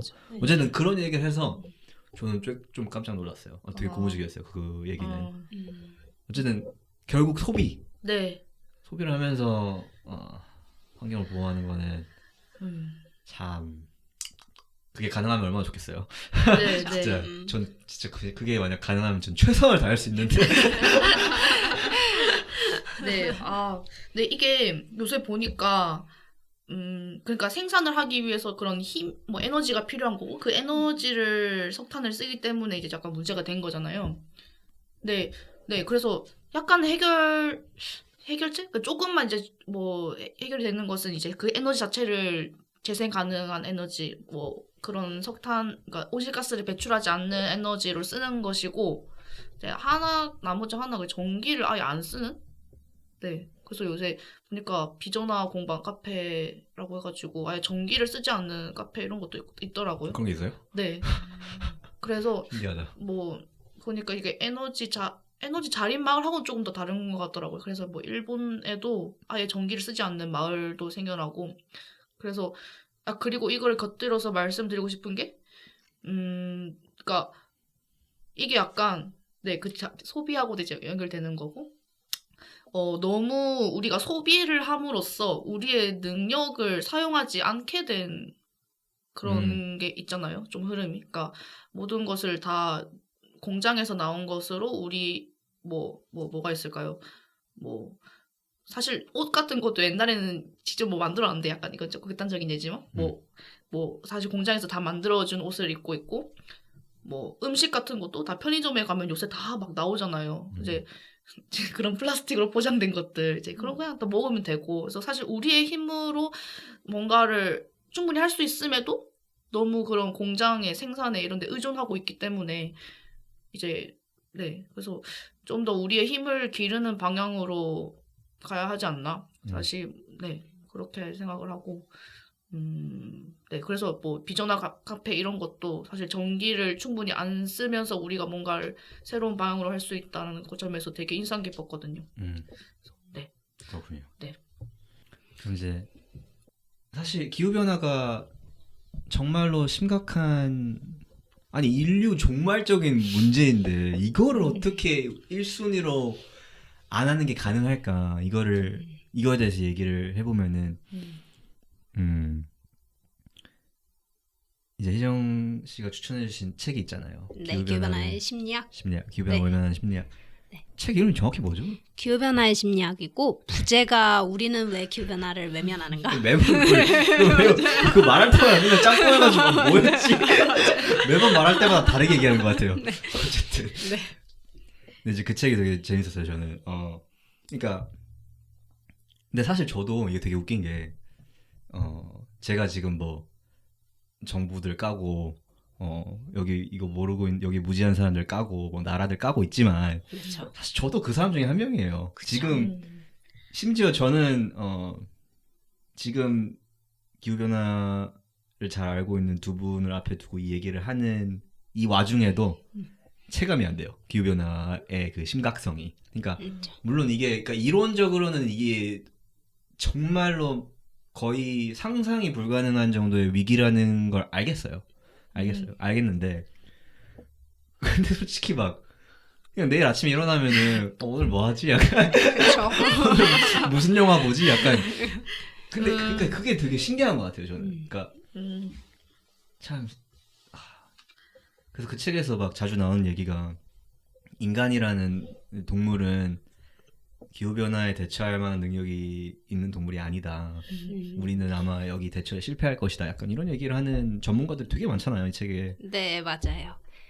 그리고 뭐 재해가 일어났을 때 심지어 이제 재해가 심각하게 일어나서 복구를 해야 되는 마을 사람들도 겪었잖아요. 기후변화에 대한 걸 분명히 겪었음에도 불구하고 이게 기후변화로 인해서 이런 내가 이제 재난 피해를 봤으니까 여기에 대응해야지가 아니라 얼른 이제 우리 그 지역을 복구하고 다시 이제 우리 잘 먹고 잘 살고 그렇게 해야 한다고 하면서 이제 문제를 약간 왜곡하고 그거는 이제 회피하고 재난이 있었던 이제 지역에 이제 떠나는 사람도 있지만 거기에 남아 있는 사람들은 이걸 이제 재난이 일어나기 전의 상황으로 이제 경제적이나 그런 걸로 봤을 때 그런 걸 복구하려고 하는 그 의지가 더 강해서 그 외에 다른 거는 듣지도 않고 약간 생각하지도 않고 고려하지도 않는 그래서 계속 반복하는 게 사람의 심리라는 그런 내용이 네 기억에 남는 것 같아요. 그 책에서. 그 뭐지? 뉴욕에 허리케인 샌디가 왔었잖아요. 네. 그래서 다큐에서 봤는데 뭐 철물점을 하는 아저씨가 철물점 자체에 통째로 날아갔는데 허리케인 샌디가 와가지고 그 정부 보조금을 뭐 같은 위치에 같은 철물점을 네. 세우더라고요. 그렇게 한다고 그러죠. 아니 이거 좀 웃기는 좀 미안한 건데 어쨌든 근데 그러니까 아까 근데 그거는 이제 약간 이런 거라고 책에서 얘기를 했더라고요. 뭐냐면은 그 위기를 견디기 위해서는 미래를 내다볼 겨를이 없는 거죠. 맞아요. 그러니까 지금 이 순간을 견뎌야 하는데 그러기 위해서는 지금 내가 할 수 있는 일, 지금 나에게 어떤 희망을 가져다 줄 일에 시선을 맞춰야 되고 그 넘어서 생각하면 이제 절망적인 그렇죠. 돼버리니까. 네, 맞아요. 근데 희정 씨가 저한테 미리 주신 질문 중에 하나가 왜 청년 세대, 20대, 30대가 어떻게 보면 사실 우리가 앞으로 살아갈 날이 제일 많은 네, 그렇죠. 사람들이잖아요. 네. 그래서 사실 우리가 가장 이제 여기에 절박함을 느끼고 앞장을 서야 되는 거 아니냐. 그런데 현실은 안 그렇죠. 전혀. 네. 거기에 대해서 어떻게 생각하세요? 일단 청년 세대들이 요즘은 이제 5포 세대를 넘어서 10포 세대라고 하잖아요. 그래요? 네, 뭐 되게 많은 걸 포기해야 되더라고요. 거의 진짜 뭐 집하고 회사만 왔다 갔다 해야 하는 뭐 그런 이제 세대가 되면서 당장 이제 그런 것도 다 이제 뭐 되게 그 이제 몇 개를 이제 포기하는 걸 보면은 뭐 집도 포기하고 뭐 가정도 포기하고 뭐 아기도 포기하고 되게 인간이 이제 태어나서 이제 살면서 자연스럽게 이제 생각할 수 있고 이제 뭐 갖고 싶고 뭐 이렇게 하고 싶은 그런 것들을 포기해야 하는 와중에 기후변화는 뭐 우선순위에도 없는 것 같고요. 일단 고려 대상에도 없는 것 같고 또 생각을 해보면 저는 이제 대학을 오면서 아까 다현 씨는 10살 때부터 환경에 대해 관심을 가졌다고 했지만 저는 대학에 오기 전까지 환경에 별로 관심이 없었고요. 저는 올해 11월부터 관심 있어요. 입시가 최고죠. 네. 그래서 그러다가 이제 저는 대학에서 환경을 전공을 해서 네, 그렇게 하면서 이제 환경에 관심을 갖기 시작했는데 그 전까지의 환경에 관련된 그런 교육이 되게 부재했던 것 같아요. 생각을 해보면은 뭐 초등학교 때도 그렇고 중고등학교 때는 말할 것도 없고 이제 국영수를 잘해야 되지 환경 문제는 뭐 잠깐 이제 뭐 문단 정도로 이제 스쳐 지나갔을까? 혹은 이제 뭐 4월에 뭐 환경의 날, 뭐 지구의 날 이럴 때 이제 지구의 날 이럴 때 이제 뭐 포스터 좀 그려보고 뭐 책도 좀 읽어보고 그 정도 정말 이제 기억에 남지도 않는 그렇게 스쳐 지나가듯이 지나가면서 없다고 봐야지.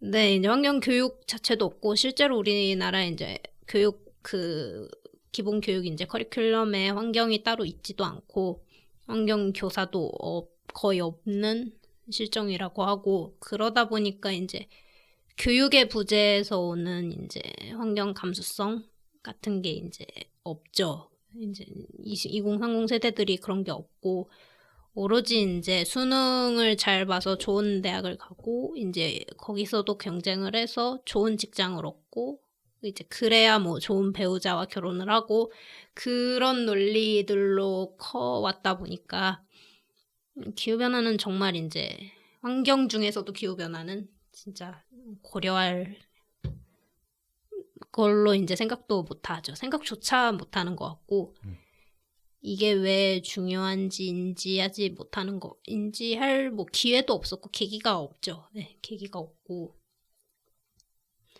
그렇게 되면서 이제 더 중요한 문제들이 많고 살면서 이제 더 중요하다고 생각되는 문제들이 많고 당장 이제 기후변화가 내 삶을 위협하지 않는다고 생각을 하니까 계속 이제 밀리는 거죠.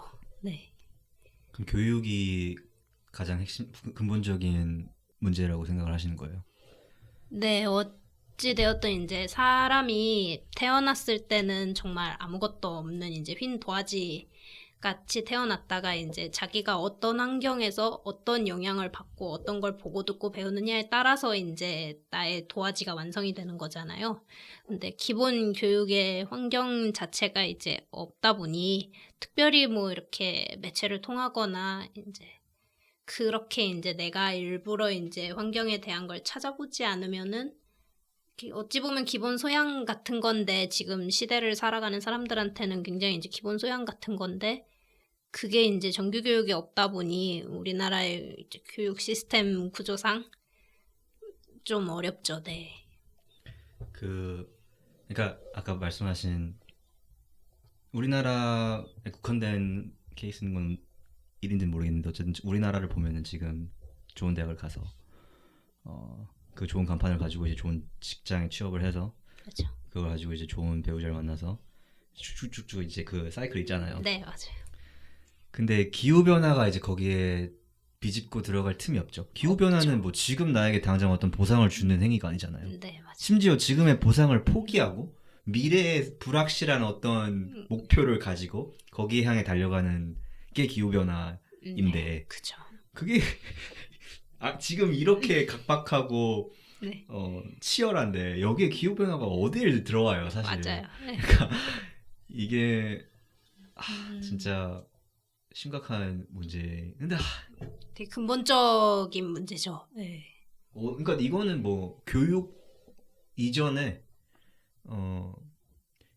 아까 제가 말씀드린 이 사슬 이 어디서 비롯됐나 이 왜 이런 미친 경쟁 구도 속에 우리가 살아가고 있나 그리고 그거를 뜯어 고쳐야 되지 않을까. 저 체질 개선이 필요하죠. 네. 근데 사실 만약에 그러니까 일단 저도 교육이 많은 영향을 주고 있다고 봐요. 환경을 이제 보호하고자 하는 그런 인식을 심어주는데, 왜냐면 저도 그렇고 이제 기익 사람들이랑 한번 이제 어떻게 환경에 관심을 가지게 되었나 이런 얘기를 이제 해본 적이 있는데, 네.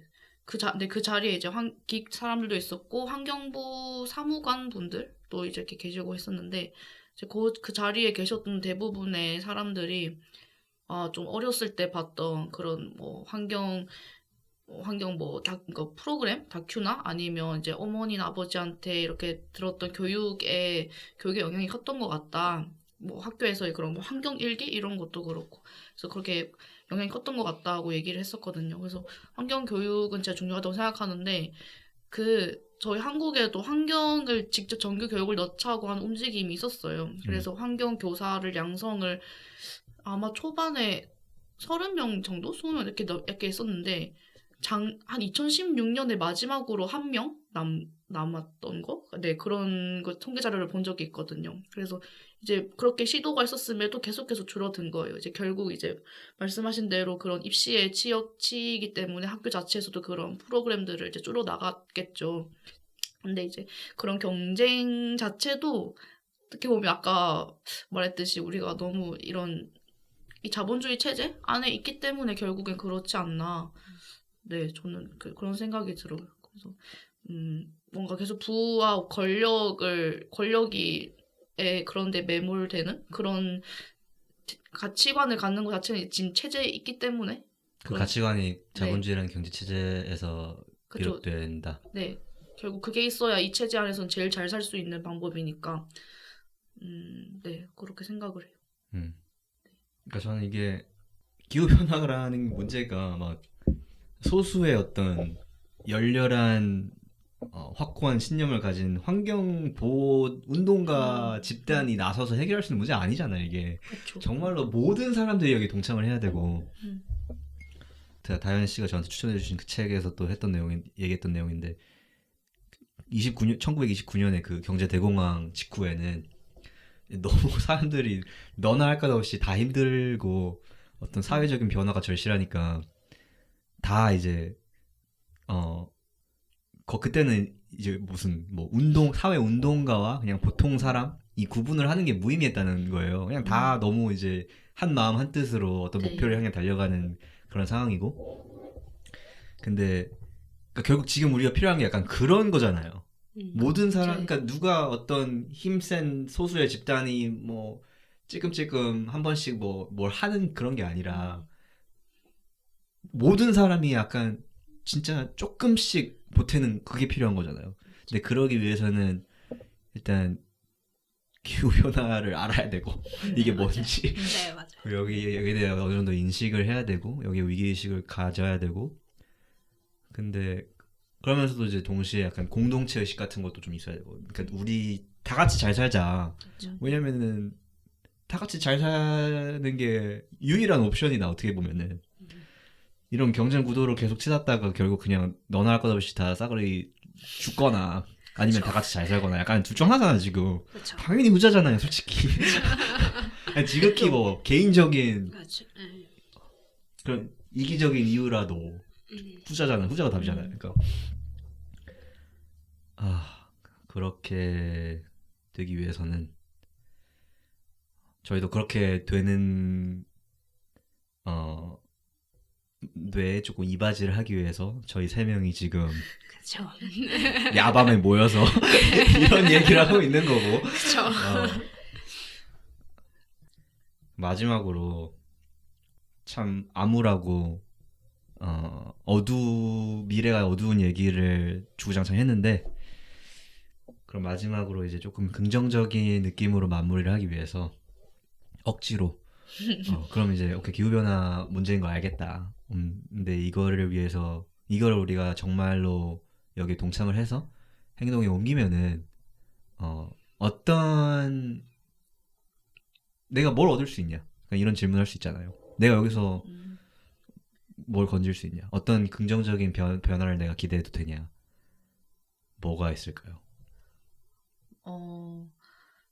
일단 살아남을 수가 있죠, 우리가. 그거 중요하죠. 네, 가장 중요한 게 저희가 존재가 계속 지속될 수 있다는 거.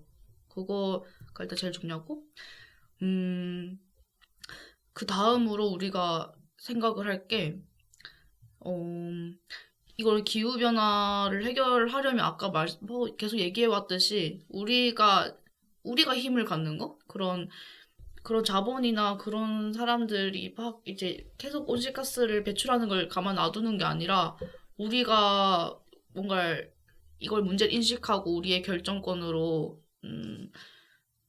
이런 정책을 이렇게 그런 걸 기여를 할 수 있기 때문에 이게 뭐 간단히 말해서 민주주의가 좀 더 질이 높아진다고 할 수 있을 것 같아요. 그래서 그렇게 되면 이제 아까 말했듯이 사회 그런 복지 제도가 잘 되면 우리 그러니까 그런 소득에 관계없이 다 잘 살 수 있고, 그다음에 지금 인권 문제도 이제 해결이 될 수 있는 부분이 일단 계속 얘기하는 게 자본과 권력에 계속 집중됐던 것들이 이제 분산이 되면서 뭐 노인, 청소년, 흑인이나 황인, 백인이 아닌 흑인이나 황인, 그 다음에 여자, 또 장애인, 동물, 이런 식으로, 소수자들에게 오히려 또 권력이 이렇게 배분이 잘 되면서 그 사람들에게 필요했던 것들이 또 충족이 될 수 있고, 그 다음에, 교육도 아까 생각해 봤듯이 그런 계속 이런 획일화된 교육이 아니라 좀 더 다양한 가치를 이렇게 할 수 있는 교육에 또 이렇게 충족될 수도 있고, 식문화, 그러니까 농산물 문제가 해결이 될 수가 있는데요. GMO가 사실은 이제 저는 개인적으로 GMO를 그렇게 좀 믿지를 않아요. 그래서 GMO도 그러니까 믿지 않는다는 게 네, 무슨 말이에요? 좀 GMO가 문제가 있을 거라고 생각을 해요. 저는. 100%죠, 그거는. 네. GMO 몸에 좋다 생각하는 적 있어요? 생산성이 좋은 거죠. 그렇죠. 네, 그래서 그런 GMO나 농약 이런 것들로 좀 안 좋은 농산물 대신 우리가 진짜 우리 지역에서 바로 가까운 지역에서 이렇게 신선한 음식과 농산물들 같이 이런 것들을 얻을 수가 있고, 그러면 더 건강해지겠죠, 저희가. 네, 이런 여러 문제를 다 기후변화를 통해서 우리가 해결할 수 있지 않나 생각합니다. 그러니까 기후변화 해결을 위해서는 탄소 배출량을 줄여야 되는데, 그러기 위해서는 우리의 생활 방식이 현저하게 바뀌어야 되고, 네. 근데 사실 그게 저소득층이 그걸 실행에 옮기는 게 불리한 면이 많잖아요. 네. 그래서 그것을 방지하기 위해서 다현 씨가 말씀하신 것처럼 그분들도 이제 충분히 저탄소 생활이 가능하게끔 그런 여러 가지 불평등을 해소를 시켜줘서 그냥 다 이제 손쉽게 저탄소 라이프스타일을 실천할 수 있고, 자연스럽게 그러면은 이제 유색인종이나 네. 소수자 그런 분들의 여러 가지 생활에 있어서 겪는 어려움이 해소가 될 것이고, 그리고 농업도 말씀하신 것처럼 네. 이제 탄소 배출량을 줄이려면 우리가 지금 농업이 약간 세계화된 후부터 지구 반대편에서 날아온 망고도 먹고, 사실 망고는 극단적인 예고, 많은 양의 음식이 어디서 재배가 된지도 모르는 그런 음식들 우리가 먹잖아요. 네. 근데 그게 이제 몇천 킬로미터를 배 타고 온지도 모르고, 거기서 또 얼마나 많은 탄소를 배출하면서 여기 건너온지도 모르고, 근데 이제 그거를 감축을 하기 위해서는 결국 지역 농업이 활성화돼야 되고, 그럼 자연스럽게 지역 농업이 활성화되면은 훨씬 더 건강한 먹거리를 우리가 먹게 되는 것이고 네. 당연히 자연스럽게 우리의 건강 또한 개선이 될 것이고 그리고 탄소 배출량이 줄어들면 뭐 대기질이나 수질이나 이런 것들이 다 개선이 될 것이고 사실 이것 말고도 되게 무궁무진할 것 같아요. 그러니까 집중화된 그런 권력이 해체되고 해체되는 것만으로도 얼마나 많은 다양한 발전이 있을까? 저는 상상이 안 되는 것 같아요.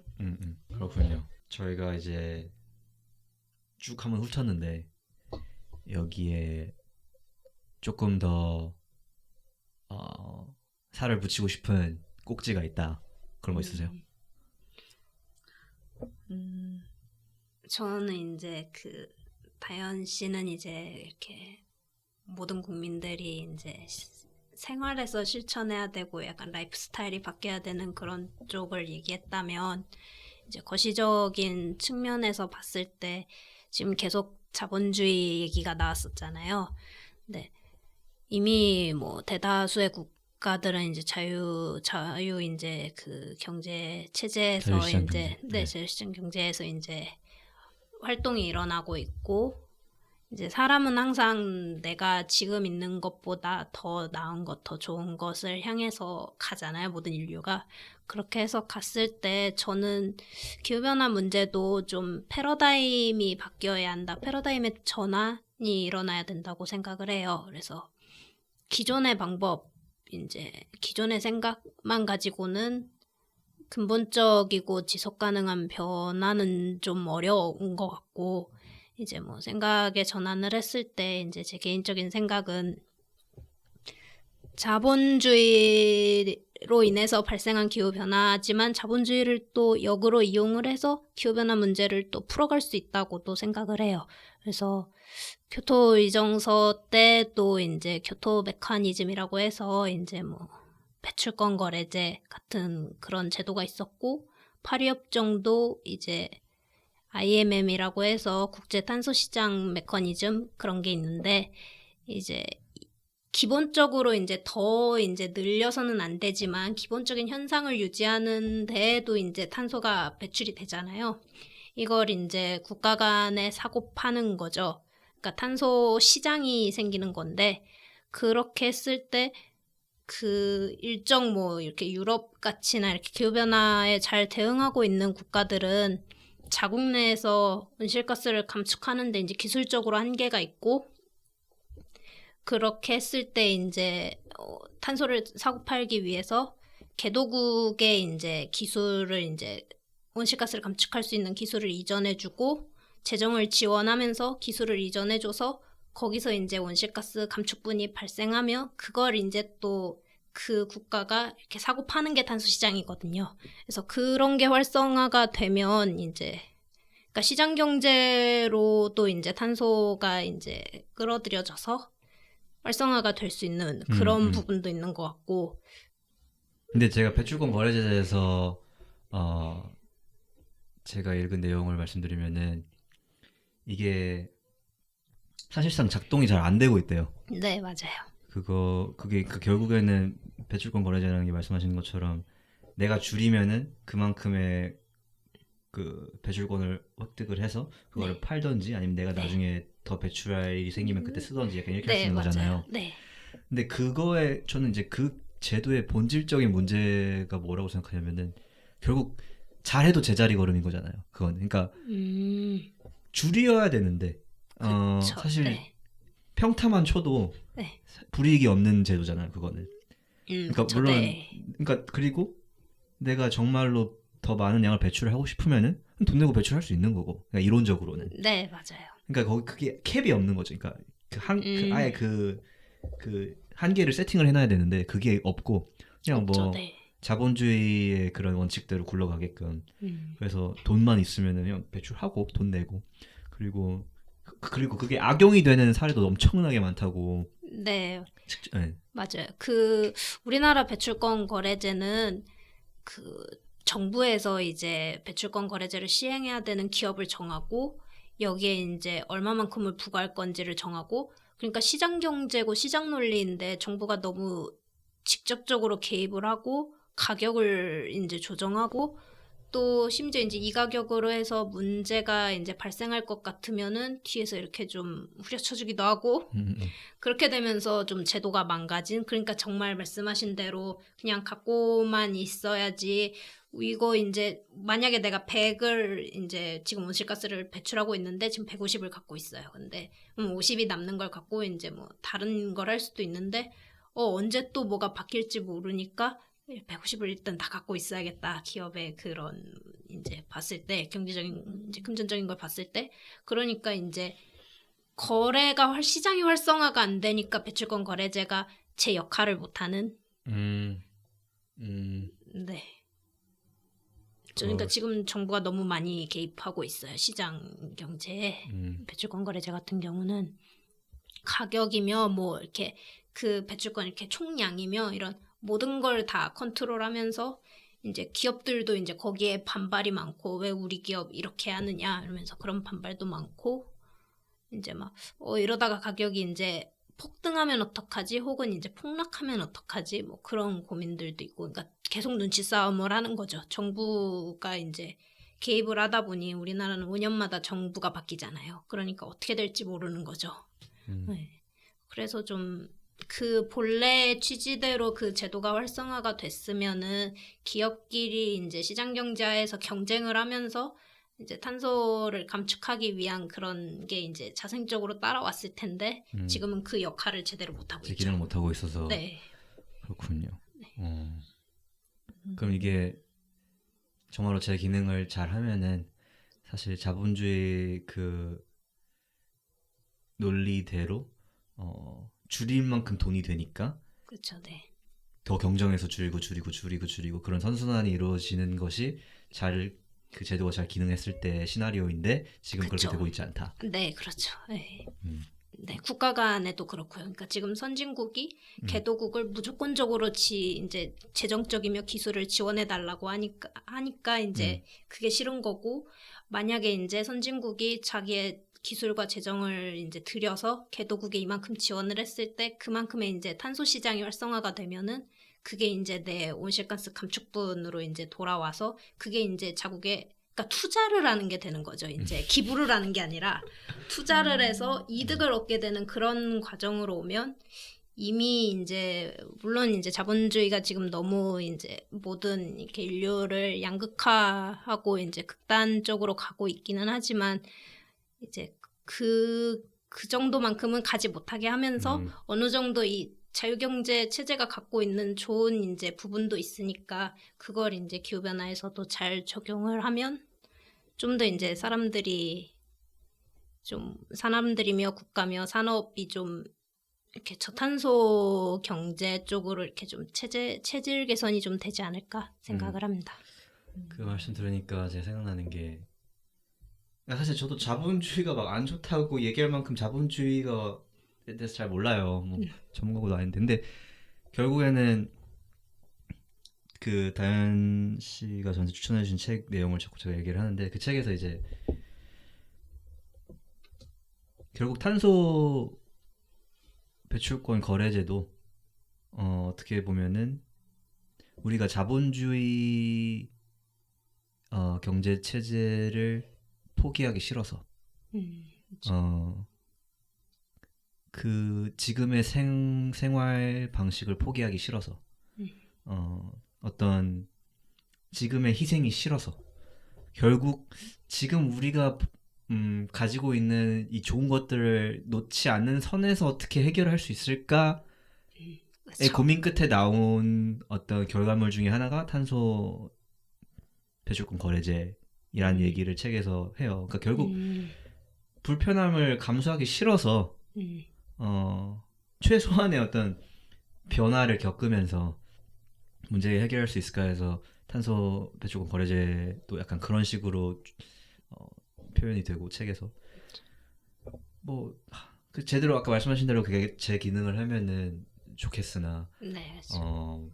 그러니까 자본주의 자체가 잘못된 제도라기보다는 그게 너무 이제 부정적인 측면으로 지금 가속화되고 있으니까 멈추고 이제 원래 처음에 그 제도가 만들어졌을 때 그런 긍정적인 이렇게 선순환이 될 수 있도록 좀 경제 시스템이 바뀌어야죠. 근데 그러려면은 정부가 좀 더 많이 개입을 하는 게 필요하지 않나요? 이 항상 근데 네.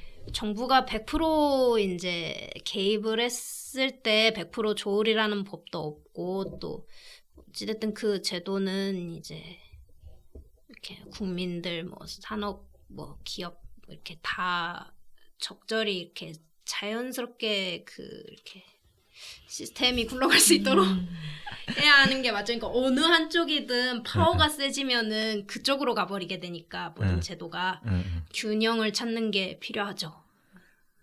알겠습니다. 이제 사실 다현님 혹시 뭐 네. 지금 약간 저희 셋이서 얘기를 할 때도 보면 우리가 지금 시스템 자체에 대해서도 약간 하는 말이 약간 이제 뭐 공감하는 부분도 있지만 이제 약간 생각이 다른 것이 있잖아요. 있죠. 네. 그래서 기후 변화가 진짜 인간 최대의 위기인데 이제 그 인간 이제 이 70억 이제 뭐 이렇게 넘는 사람들마다 또 약간 생각이 또 다를 거란 말이에요. 이런 그렇죠. 것들. 그래서 이걸 해결하는 데 있어서 그런 좀 큰 합의가 필요하지 않나. 그래서 그러기 위해서는 이제 각자의 마음 속에 있는 그 중심 가치관, 어떤 뭔가 자기만이 갖고 있는 그런 가치관이 있잖아요. 그런 것들을 뭔가 그런 부분에서의 합의가 좀 필요하니까 그런 것 많이 토론을 할 수 있는 장이 필요한 것 같아요. 그렇게 해야 결국엔 이 큰 문제를 같이 해결할 수 있을 것 같아요. 그래서 또 교육이 중요하고 얘기를 많이 해야 하고 많이 알아야 하고 그런 것 같습니다. 뭐 네. 공감을 해요. 그러니까 저희 셋 말씀하신 것처럼 저희 셋도 공감한 부분이 상당 부분 이제 겹치는 게 많죠. 네. 하지만 이 문제를 바라보는 시선은 다 각자 다를 것이고, 근데 이제 다현이 말씀하신 것처럼 어떤 공통된 가치가 있어야지 사람들이 이제 그 결집을 할 거 아니에요. 아까 제가 말씀드린 것처럼 이거는 모두가 동참해야 되는 문제잖아요. 그렇죠. 그래야지 해결이 가능한 거고, 만약에 해결이 가능하다면 그것도 가능한지도 모르죠 아직 사실. 아니요, 가능합니다. 가능하죠. 아직 가능성은 있어요. 이론적으로 가능하죠. 네. 그러니까 네. 오케이. 네. 죄송합니다. 감사합니다. 점점하겠습니다. 네. 근데 그러려면은 이제 머리로 어떤 문제를 인식하는 것도 중요하지만 인간은 또 감정의 동물이기도 하잖아요. 동시에. 그렇죠. 그래서 네. 이제 감정적으로 어떤 공통점을 찾아서 서로 힘을 합쳐서 협력을 해서 이 목표에 같이 다가가야 될 것 같은데 네. 말이 쉽지 어떻게 할 수 있는지는 저도 계속 고민을 해봐야겠고, 혹시 끝나기 전에 네. 하고 싶은 말씀 있으세요? 저 있어요. 하십시오. 네. 이제 IPCC라고 이제 UN 기후변화 총회의 이제 부속 기구가 있어요. 이제 이 IPCC는 전 세계에 있는 과학자들이 참여를 해가지고 기후 변화가 사실이다, 인간이 만든 것이다라는 걸 이제 뭐 그거부터 시작해가지고 이것을 어떻게 해야 해결을 할 수 뭐 있을지 그런 과학적인 증거 연구를 하고 그런 보고서를 제출하는 기구입니다. 근데 이제 올해 7월에 이제 IPCC 특별 보고서가 나왔는데 1.5도씨 특별 보고서가 나왔는데 1.5도씨요? 네, 이제 1.5도씨는 뭐냐면 아까 2도씨랑 얘기한 거랑 약간 다른 것이 이제 1.5도씨까지만 온도가 상승이 되어야 이제 그거를 우리가 감당할 수 있는. 네, 도 감당을 아니고? 네, 2도도 안 된다. 1.5도씨여야 된다. 이거예요. 네. 그래서 망했네. 1.5도씨가 제일 최선의 그런 방법인데 뭐 그런 한계선인데 이제 2030년 안에 모든 국가들이 합쳐서 그러니까 지구에서 지금 발생되는 온실가스의 50%로 만들어야 네, 그렇게 해야 2030년 안에 그래야 1.5도씨를 이제까지만 할 수가 있어요. 그래서 이제 이런 내용이 보고서에 담겼고 이번 캅에서도 이거 관련해서 이제 막 열렸거든요, 회의가. 근데 이제 IPCC가 말하는 거는 사실 지금 막 가서는 뭐 말도 안 되죠, 1.5도씨는. 하지만 그래도 아직까지 가능한 부분이 있다, 우리가 노력을 했을 때. 그래서 우리가 지금 이미 다 뭐 끝났다, 이미 뭐 다 망했다, 이렇게 하면 안 되고, 진짜 할 수 있는 모든 걸 지금 해도 부족한 시간이니까 맞아요. 이렇게 네, 힘을 합쳐야 되는 네. 그렇습니다. 그래서 사실 뭐 저도 아까 뭐 일심도 얘기했잖아요. 자기 그냥 뭐 그러니까 기후변화에 관심 가진 지 얼마 안 됐다. 근데 약간 저도 그런 생각 많이 하거든요. 그러니까 저도 뭐 사실 우리가 행동하는 모든 것이 다 이산화탄소가 배출되고 있는데, 그러니까 어제 크리스마스 때 이제 그 청계천 광장에 갔었는데 그 예쁜 전구들과 이런 빛들도 사실은 다 이산화탄소를 배출하고 있는. 그래서 저 가끔 그런 아니, 그러니까 사실 요새는 많이 생각해요. 아, 내가 지금 이렇게 하고 있는 것도 다 얼만큼 배출되겠지. 그러니까 우울하면서도 그래도 뭔가 계속 해야겠다는 생각을 계속 하고 있거든요. 근데 이런 생각, 사실 뭐 어떻게 해야 될지 우리가 또 막 모르잖아요. 사실 저도 잘 모르겠거든요. 하지만 어떻게 해야 되지라고 고민하는 사람이 많아지면 일단은 그것만으로 좋은 시작이 될 것 같아요. 그래서 저는 주변에 이런 문제의식을 많이 공유하려고 하고, 그래서 특히 청년이 할 수 있는 거는 이런 거 자체를 알리는 거? 그래서 요새 제일 좋은 거는 SNS가 아니겠습니까? 그래서 그런 데 많이 얘기를 하고 그랬으면 좋겠습니다. 그렇죠. 일단 뭐 기후 변화가 있는지를 알아야지 사람들이 뭐 동참을 그렇죠. 하든지 네. 말든지 할 거 아니. 그래서 그렇습니다. 그게 중요한 거 같네요. 이게 공론화 돼야 되고 네. 많이 전파를 해야 되고. 네. 네, 저도 되게 다현 씨 얘기에 공감하고 낙관적인 얘기일 수는 있지만 항상 그 시작이 반이라고 하잖아요. 그래서 이 기후변화에 대해서 인지하지 못하고 온실가스를 배출하는 것과 기후변화를 이제 인지하고 배출하는 거는 좀 다른 것 같고, 마찬가지로 이제 기후변화 이슈에 대해서 이제 좀 이슈 파이팅이 돼서 공론화되고 다들 이제 좀 알게 되고 한 번쯤 이제 생각을 해보는 것부터가 시작인 것 같고, 항상 우리는 이제 그 빨리빨리의 그런 관성이 있기 때문에 뭐든지 당장 급하게 빠르게 급진적으로 뭔가가 일어나기를 바라지만 기후변화 문제도 그렇고 모든 이제 문제들이 그렇게 단기간에 해결되는 것들은 별로 없는 것 같고, 기후변화가 너무 거대한 담론이기는 하지만 그런 인식을 갖고 조금씩 이제 물론 제가 계속 우리나라가 이제 소극적인 반응을 보인다라고 하지만 또 생각을 해보면 10년 전에 우리나라와 지금의 우리나라는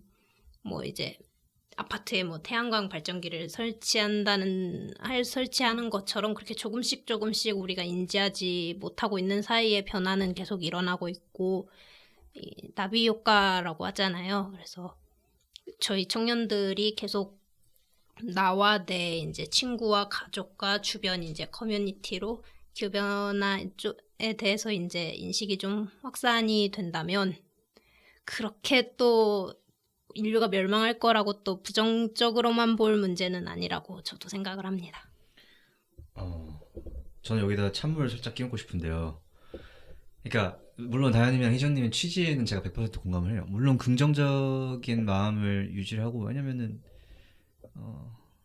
희망을 가져야지 뭘 할 거 아니에요. 그 점은 네. 100% 동의해요. 근데 이제 한편으로는 이제 또 드는 생각이 얼마나 심각한지를 알리는 것도 저는 필요하다고 생각을 하긴 하거든요. 이거를 뭐 네. 우리 뭐 손에 손을 잡고 뭐 해보자 약간 이렇게 포장을 하는 것도 오히려 그렇죠. 네. 도움이 안 될 것 같다는 생각은 들어요. 그러니까 정말로 이 문제에 그냥 민낯을 네. 사람들이 알아야지 네. 얼마나 심각하고 얼마나 이게 우리의 우리 지금 우리 위에 어두운 그림자가 드리워져 있는지 그걸 정말로 적나라하게 아는 것도 저는 필요하고 그쵸. 사실 그 얘기를 뭐 긍정적으로 할 수는 없죠 우리가 사실은. 음. 근데 이제 동시에 두 분이서 말씀해 주신 것처럼 이제 아직 가능성 있으니까 뭐 아직 망한 거 아니잖아요 우리. 네. 그러니까 약간 이 두 가지 마음가짐을 동시에 네, 맞습니다. 가지고 있어야 되는 것 같긴 한데 어렵네요. 네. 매우 어렵군요. 알겠습니다. 오케이 이제 저희가 2시간 동안 얘기를 했는데 기후변화 얘기는 이제 그만하고요. 네. 힘드니까. 저희 끝이 없어요. 저녁도 안 먹었잖아요. 끝이 없어요. 오케이. 그러면은 이런 거 처음 해보셨죠? 이렇게 마이크 앞에 두고 얘기하는 거. 두 분 다 처음에는 매우 굳어 있었는데 지금은 많이 풀렸네요. 아, 어떠셨어요? 재밌었어요? 재미없었던 걸로? 아니 죄송합니다. 아니. 날씨가 먼저 얘기하는 줄 알았어. 저는 재밌었고 음, 아까 더 많이 못 쏟아낸 것 같아서 또 나오시면 돼요. 그다음 저희 배지숙숙이 나올게요. 좋습니다. 네. 저도 네, 오랜만에 퇴근하고 되게 재밌었고 장비도 되게 신기하고 계속 네, 기후변화 관련된 지금은 좀 관련이 없는 일을 하고 있지만 이렇게 계속 기후변화에 관심 가지면서 이런 다양한 활동할 수 있어서 그런 것도 감사한 것 같습니다. 알겠습니다. 두 분 오늘 귀중한 저녁 시간을 할애해 주셔서 너무 감사하고 이 팟캐스트를 어떻게 끝내냐면요 조금 유치한데 그래도 해야 해요. 뭐냐면 설마 뭐지? 이 제목을 그대로 이게 팟캐스트 제목이 이종님 아시는지 모르겠는데 드랍 더 비트예요. 네. 비트가 이제 그 채소 비트 있잖아요. 아, 별로 감동이 밀려오지 않죠. 어쨌든 근데 이제 팟캐 마무리할 때 제가 이제 드랍 네. 더 하고 하면 게스트가 비트 하면 끝나거든요. 그거를 해주십사 지금 요청을 드립니다. 네. 기크에서 두 분 나와주셔서 너무 감사하고 다음에 또 제가 찾겠습니다. 네. 그럼 드랍 더 비트. 잠시만요. 타이밍 놓치신 것 같은데. 둘이 맞춰서 합의를 해서 어떻게 해야 되는 거야? 기후변화처럼 합의를 해서 드랍 더 하면은 네. 이런 거 맞춰야 돼요. 그냥 같은 단체면 이거 바로 돼야 되지 않아요? 우리 아직 되는데. 여기서 들어가나요? 친하다고 생각했는데 아니요. 일반으로. 짝차이. 자, 네. 다시 준비되셨어요? 네. 네. 오케이.